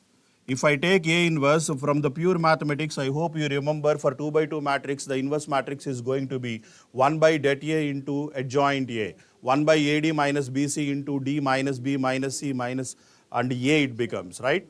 So 1 by, the determinant is A into D, 0 into 0, minus 1, and DB, these roles are going to be changed, D here and A here, and it is minus B and it is minus C like this. So this value is minus 1. If I multiply with minus 1, what I can get here? I can get something like 0, 1, 1, 0 here. My dear, see this. Now the beauty of this example is, here I find A inverse and A both are same, right? So the adjacency matrix of the graph, I got some matrix just like A. Let me name this matrix as A. Yeah, A is the same as A inverse. Yeah, this is possible. The graph is complete. But this happens for when we are taking even number of vertices. I am saying that be careful about the first option. When I do this example, you thought that the first option is correct. Okay, that's okay, fine. But whenever I am taking, this is also complete graph, this is also complete graph, but A is not equals to A inverse here. This is going to be the counter example for first option. So my dear, understand, if A is equals to A inverse, yes, if the adjacency matrix is equals to itself, the graph is a complete graph, that confirmation is not at all correct. And don't say that the graph does not exist because I already shown the successful example, something like simply K2 example I have taken, right? And G has a cycle. The same example, I have taken only single example. This example also counter example is going to be C3. So if it happens, definitely cycle exists. Cycle is not at all required. Instead of that, I can take something like this. I want to take a graph. One second. Yes, here I can explain better. So K2 is available here. K2 is available. I found A is equals to A inverse. But there is no cycle in my graph. This graph is simply what you can say path graph it is. It's simply a path. That's all. Am I right? So this is going to be the counter example for option C. And at last final, what do you say? Sir, G has perfect matching. Yes, this is a perfect answer. Whatever the graph I have taken, K2 has a perfect matching, right? This K2 is having a perfect matching. That is itself is a perfect matching. Degree of every vertex is 1 here. And moreover, if you want to take, you can also take K4 and you just examine it. Just like a complete graph with 4 vertices. A is neighbor to everybody, B is neighbor to everyone, and C is also adjacent to everyone. In this case, if you prepare something called adjacency matrix, that adjacency matrix can be equals to itself. It is possible for only for even number of vertices. When you consider K3 or K5, it is not possible. Because of that reason, option A is going to be wrong. And whenever this perfect matching exists, It is ensure that you can prepare perfect matchings in many ways. Let me do one possible way. Degree of every vertex is like this, right? So this is also what do you call supporting example. K4 and K2 are the supporting examples for the last option. So let me conclude like this. For this graph theory question, option D is only correct, remaining are not correct. That's about our discrete discussion, my dear. Thank you.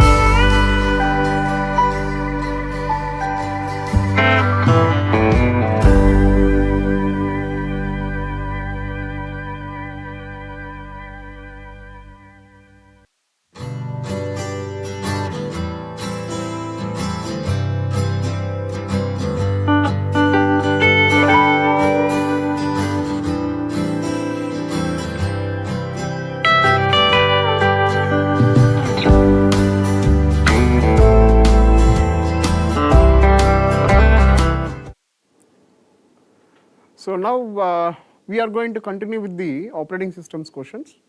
We have received 2 questions. Among them, one of the question is this one.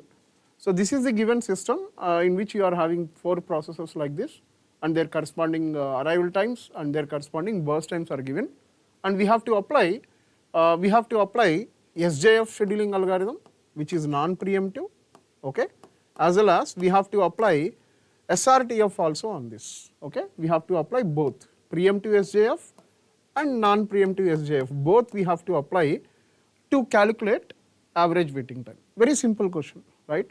So with respect to SJF, I am going to calculate, average waiting time. So for that, let's look into the Gantt chart for this system.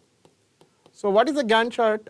If I draw the Gantt chart for this system, first at 0, I have only one process which is A, and it is arrived with 10 burst time. So since it is the only one process, compulsory I have to hand over it to the CPU, because you know that CPU should not be idle at any moment. That is what the main goal of process scheduling concept, right? So the CPU must be always busy.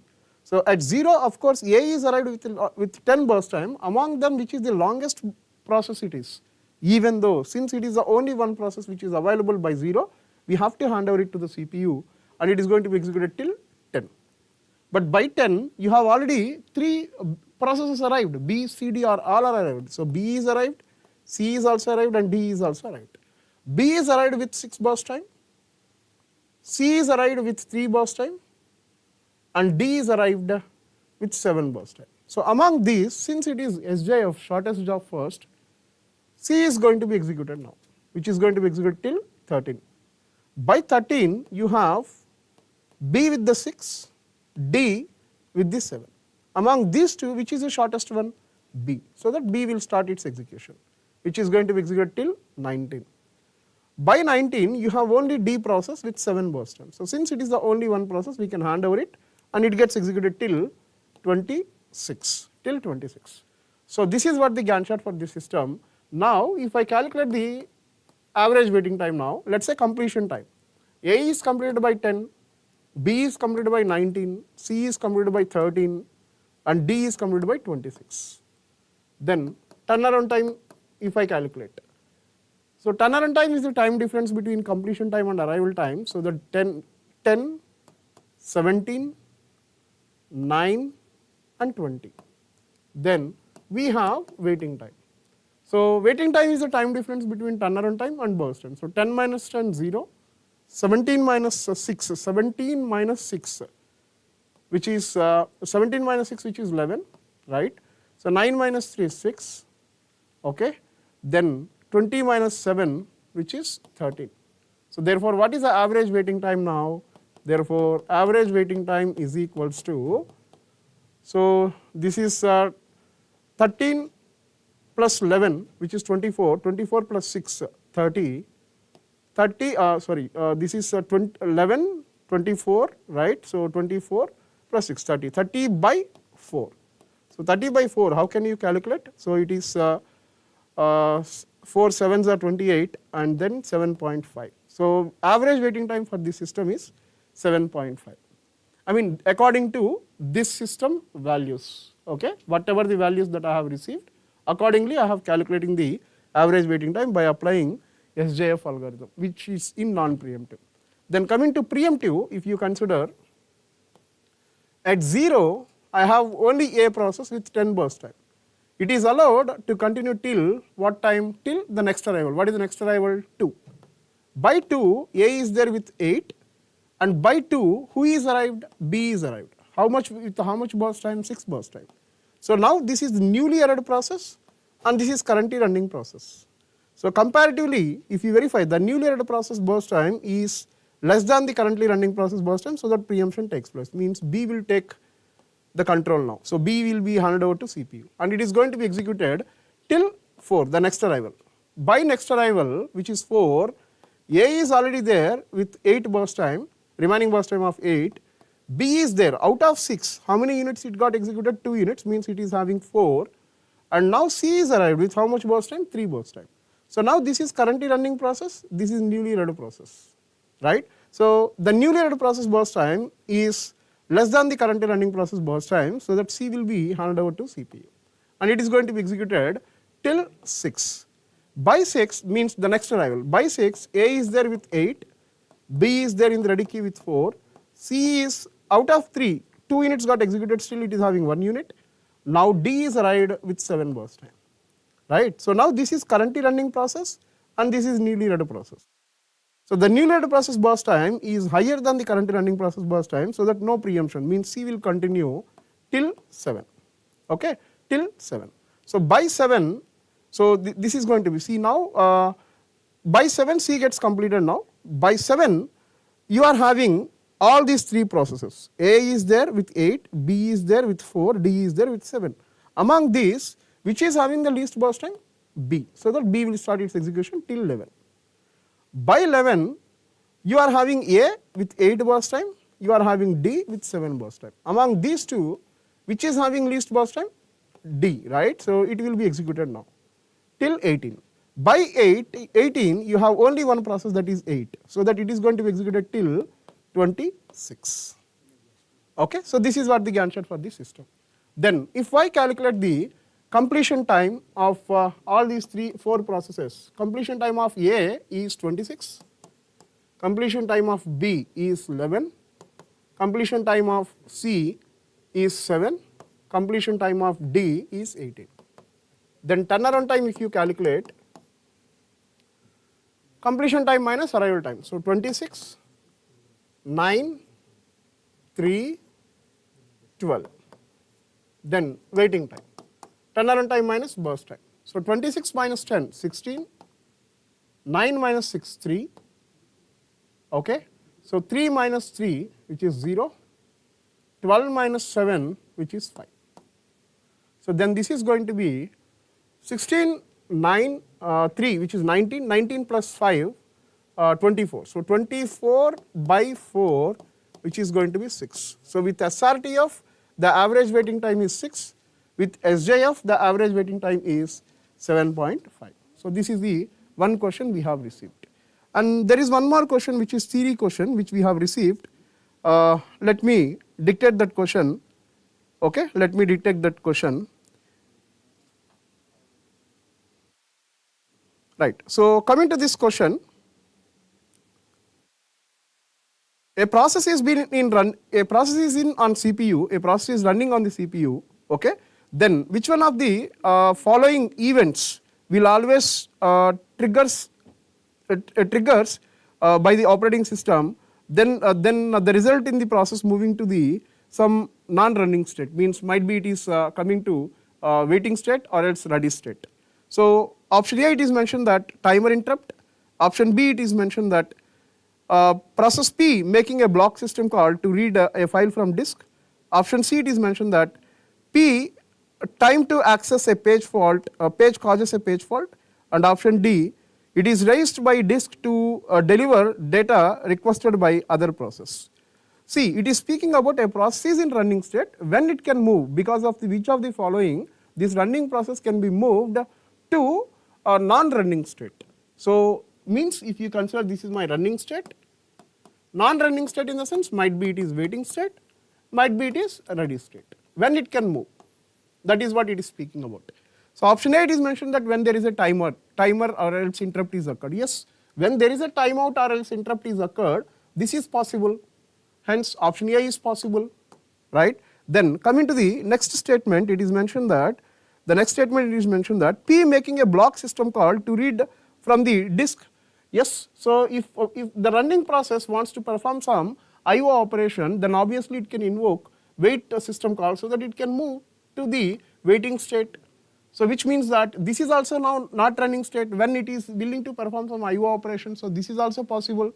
Then coming to the option C, P time to access a page causes page fault. Yes, when there is a page fault is being occurred, let's say process P is in running state, with respect to this process, CPU is trying to access some page, with respect to this process, CPU is trying to access some page, but that page is not available in the main memory, which is called page fault.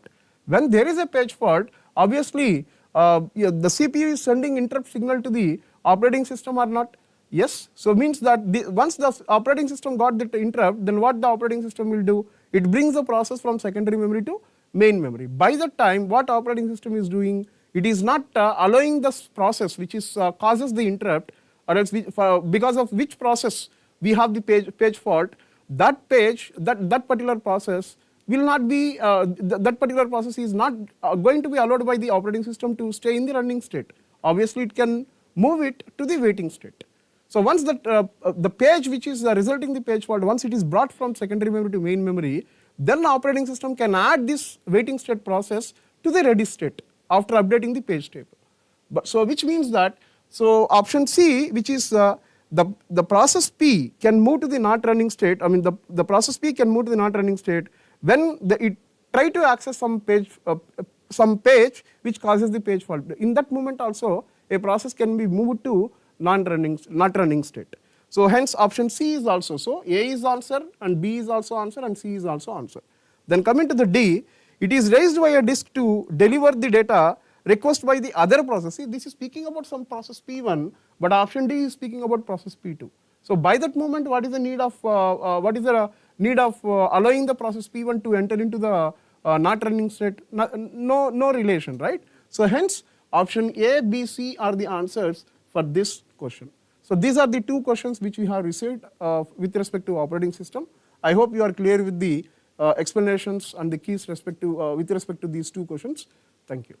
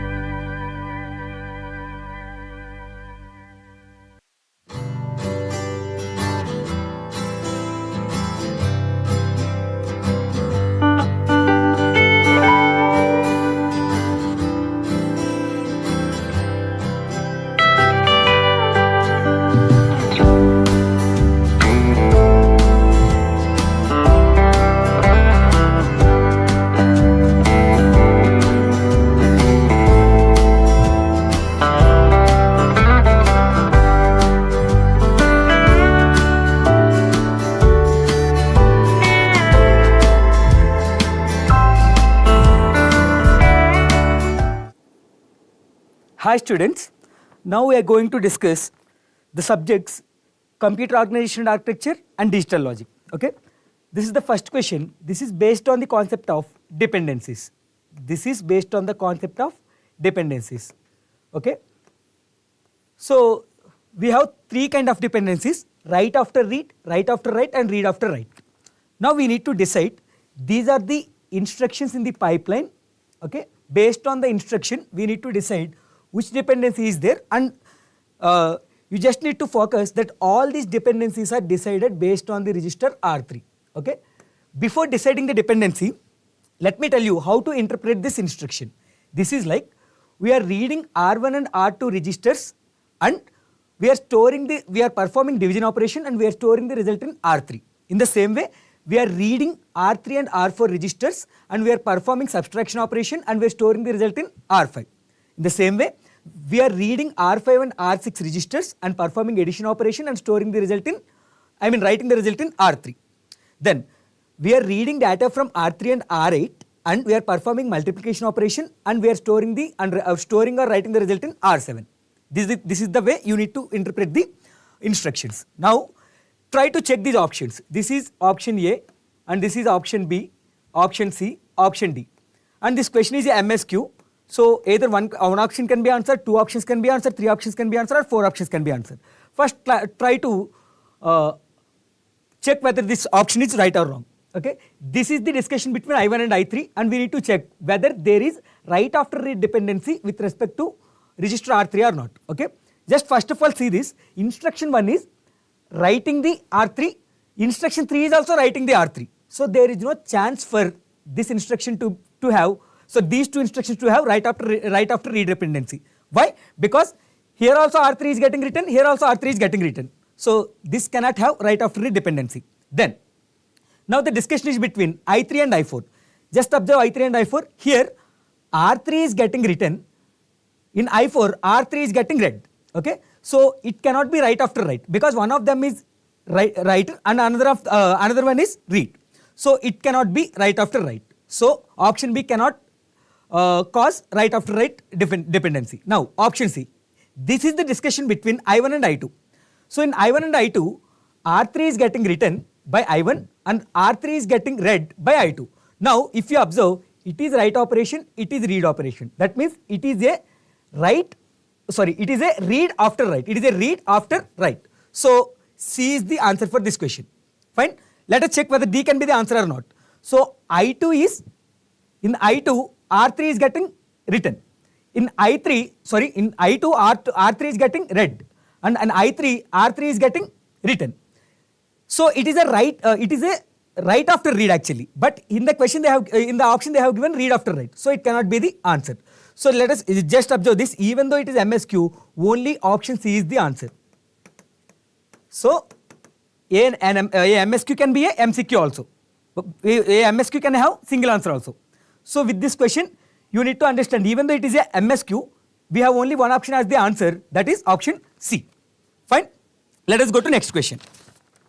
This question is based on the concept of DMA. So the data they have given in the question is frequency, that is 4 MHz. Fine. And they have also given that 1% of cycle time, that is processor cycle time, is being used for DMA. 1% of cycle time of processor is being used for DMA.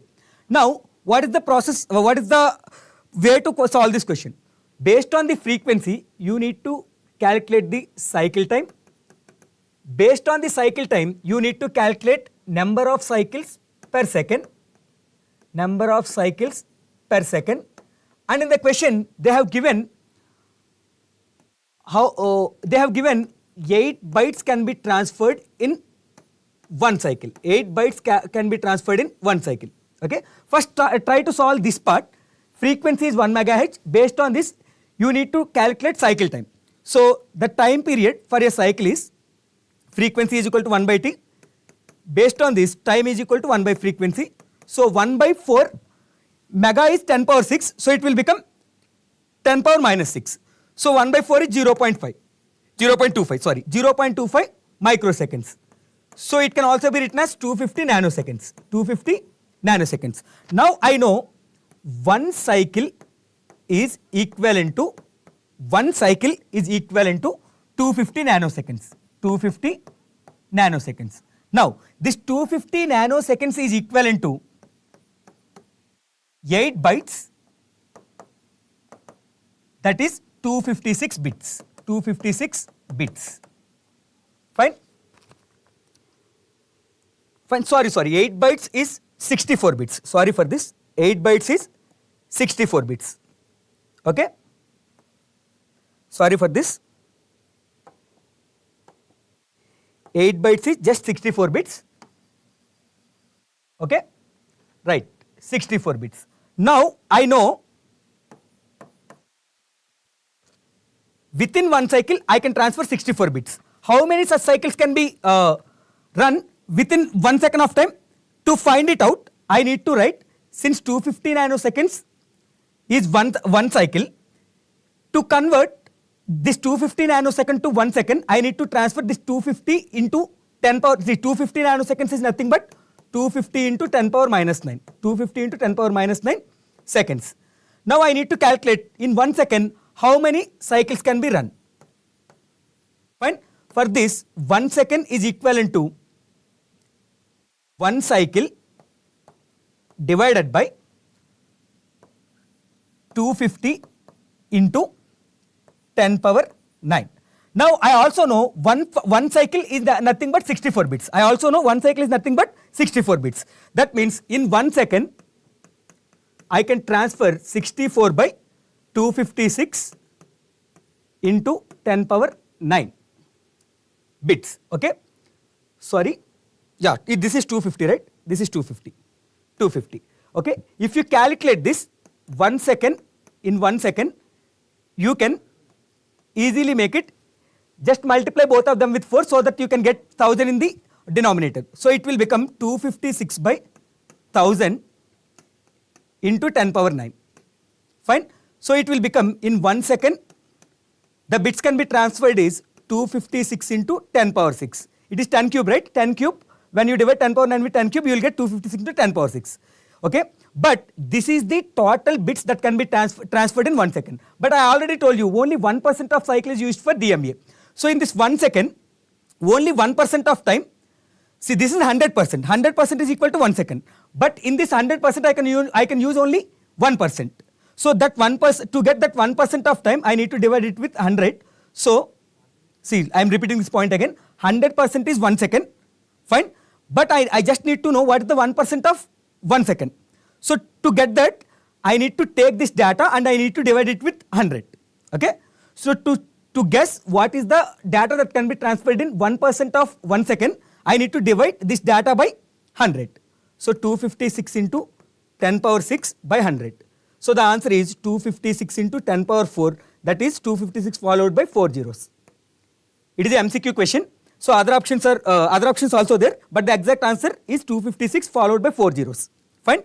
This question is also done. Let us go to the next question. Okay, this question is based on instruction format.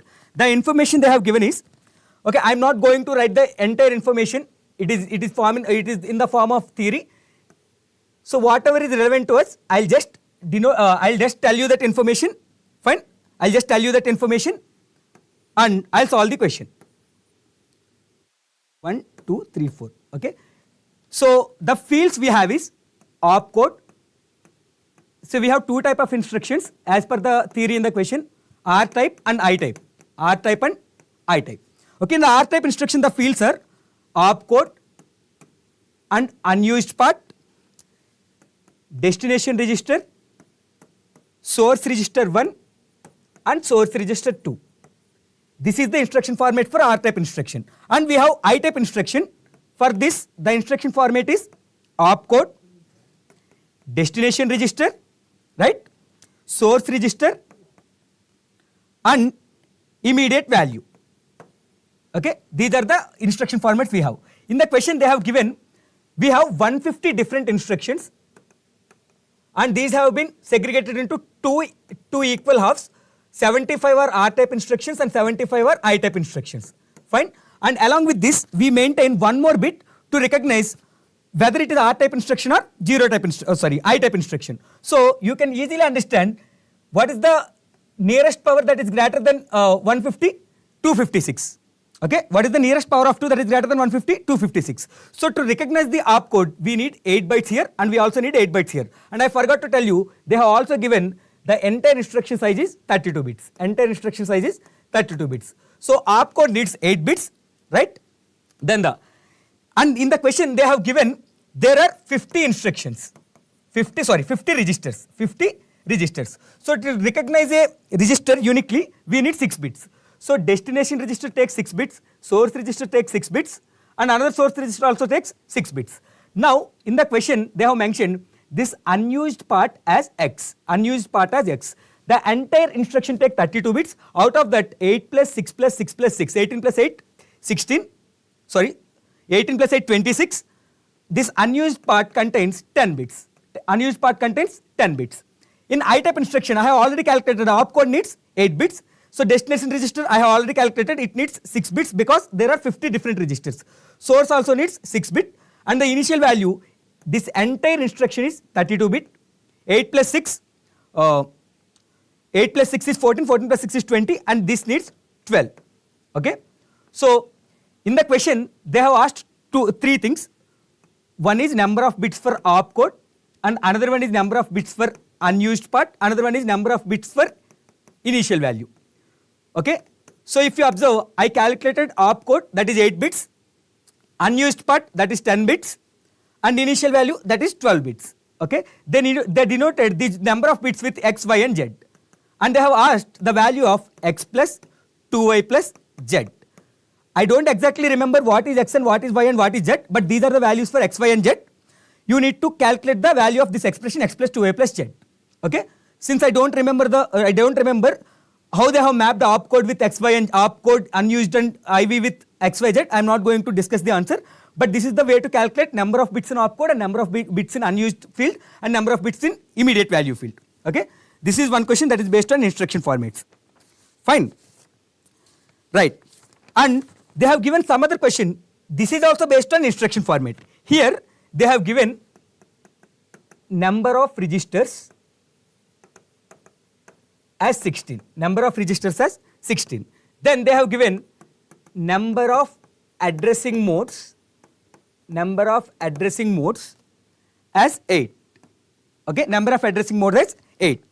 And for scalar field, for a scalar number field, they have given 16 bit. And the entire instruction format size is 32 bit. Entire instruction format size is 32 bit. So entire instruction format is 32 bit. So I am not going to write the entire theory here. I am just writing the relevant information which is used to solve the answer of the question.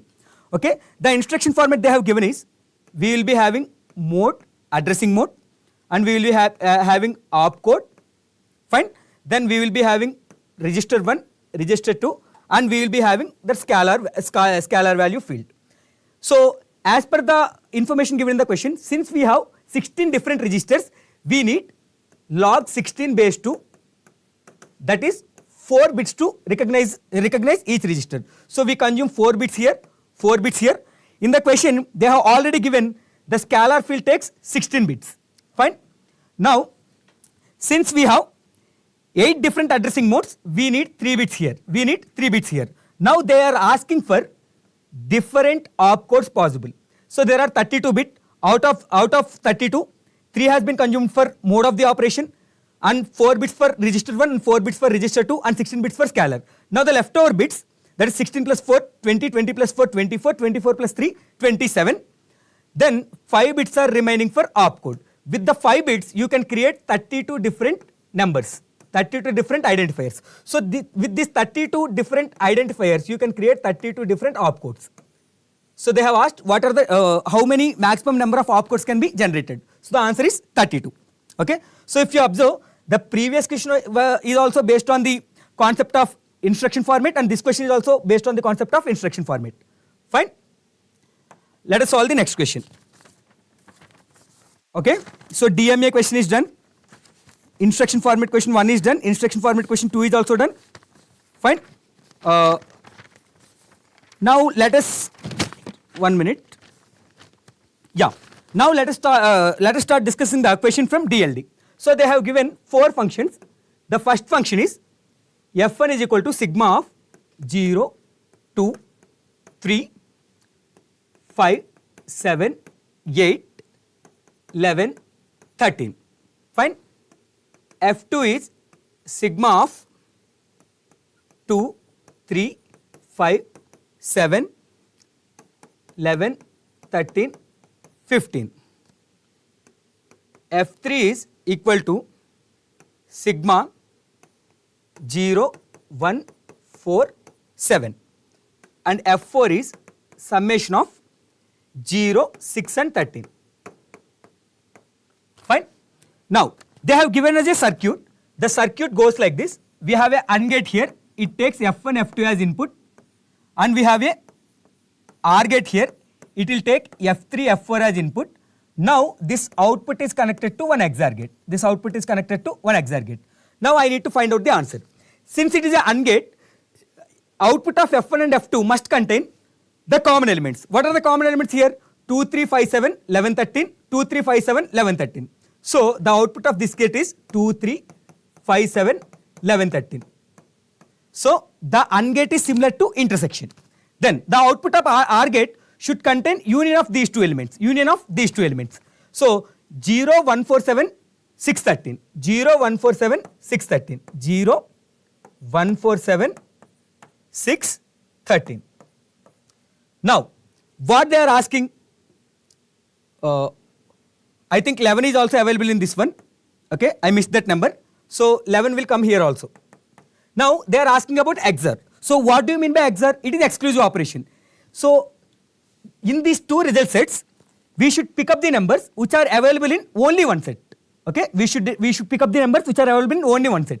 2 is available only in this set, 3 is available only in this set, 5 is available only in this set, 7 is available only in this set. We shouldn't choose 11 and 13 because it is available in both these sets. Fine. 0 can be chosen because it is available only in this set. 1 can be chosen because it is available in only this set. In the same way, 4 and 7 can be chosen because these are available only in this set. So the final answer for XOR is 0, 1, 2, 3, 4, 5, 6 and 7. We didn't choose 11 and 13 because they are available in both these sets. They are not exclusive. So the another way of representing it is the complement of sigma can be represented with pi. The remaining numbers from 8 to 15 will represent the same Boolean expression in the pi format. In the summation, it is summation format, it is product of sum format. Okay. So in the it is a MSQ question. In the one option, there are two options. This option is true and this option is also true because they both are equivalent. Fine. So this is the question based on the logic gates. So let us go to the next question. Fine. Okay, DMA question is already done. Now this is based on Radix conversion. So the Radix conversion question is, they have given 224 in Radix 5. So they have given 4 options. Option 1 is saying 64 in decimal, 50 in hexadecimal, 100 in octal and 121 in base 7. Now we need to check which of these numbers are equivalent to 224 in base 5. So the value of 224 in base 5 is 2 into 5 square plus 2 into 5 plus 4. It is 50 plus 10 plus 4. That is 64. Fine. So 64 based on it is right. Now I need to convert this hexadecimal number into decimal and check whether it is 64 or not. So it is 15 into 16 power 1 plus 0 into 6 power 0, 16 power 0, which is 80. So this is not equivalent to 64 in decimal. This is 8 into 6, sorry, 1 into 8 square, sorry for this. Okay, 1 minute, yeah. 1 into 8 square plus 0 into 8 power 1 plus 0 into 8 power 0. It is 64. So this is also equivalent to 64 in decimal and 224 in base 5. Next, 1 to 1 in 7. It will go like this. Sorry, 1 into 7 square. Sorry for this. Yeah. 1 into 7 square plus 2 into 7 plus 1 into 7 power 0. So it will also give you 64. So out of 4 options, 3 options will give you 224 in base 5. Fine. So this is the one question they have given. It is also MSQ. And the last question, you can say it is memory based question also, but it has some logic also. If you remember IEEE 754 single precision format, it has 1 sign bit, fine, 8 exponent bits and 23 mantissa bits. Now they simply asked the largest number that can be represented using this format, the largest number that can be used that can be represented using this representation. Just remember one thing, when exponent is all ones, then when the exponent is all ones, either the result is not a number or it is infinity, okay, or it is infinite. But they are not interested in not a number or infinite. They are interested in some valid number. They are interested in some valid number. So all ones cannot be taken. What is the second largest number after all ones? You can take when the we can take exponent 7 ones followed by 0. This is the maximum number I can take in the exponent. Okay, fine. And sign bit, it can be 0 or 1. 0 is for positive, 1 is for negative. So since you want a large number, you expect sign bit to be 0. So sign bit should be 0. So mantissa doesn't have any constraint like this. So mantissa should be all ones. Mantissa should be all ones. So the option is 0, 7 ones followed by 0 and 23 ones in the mantissa. This is the largest number. Okay, it is a MCQ only. So with this we have completed our discussion on both computer organization architecture and DLD. Hope this helps. Thank you.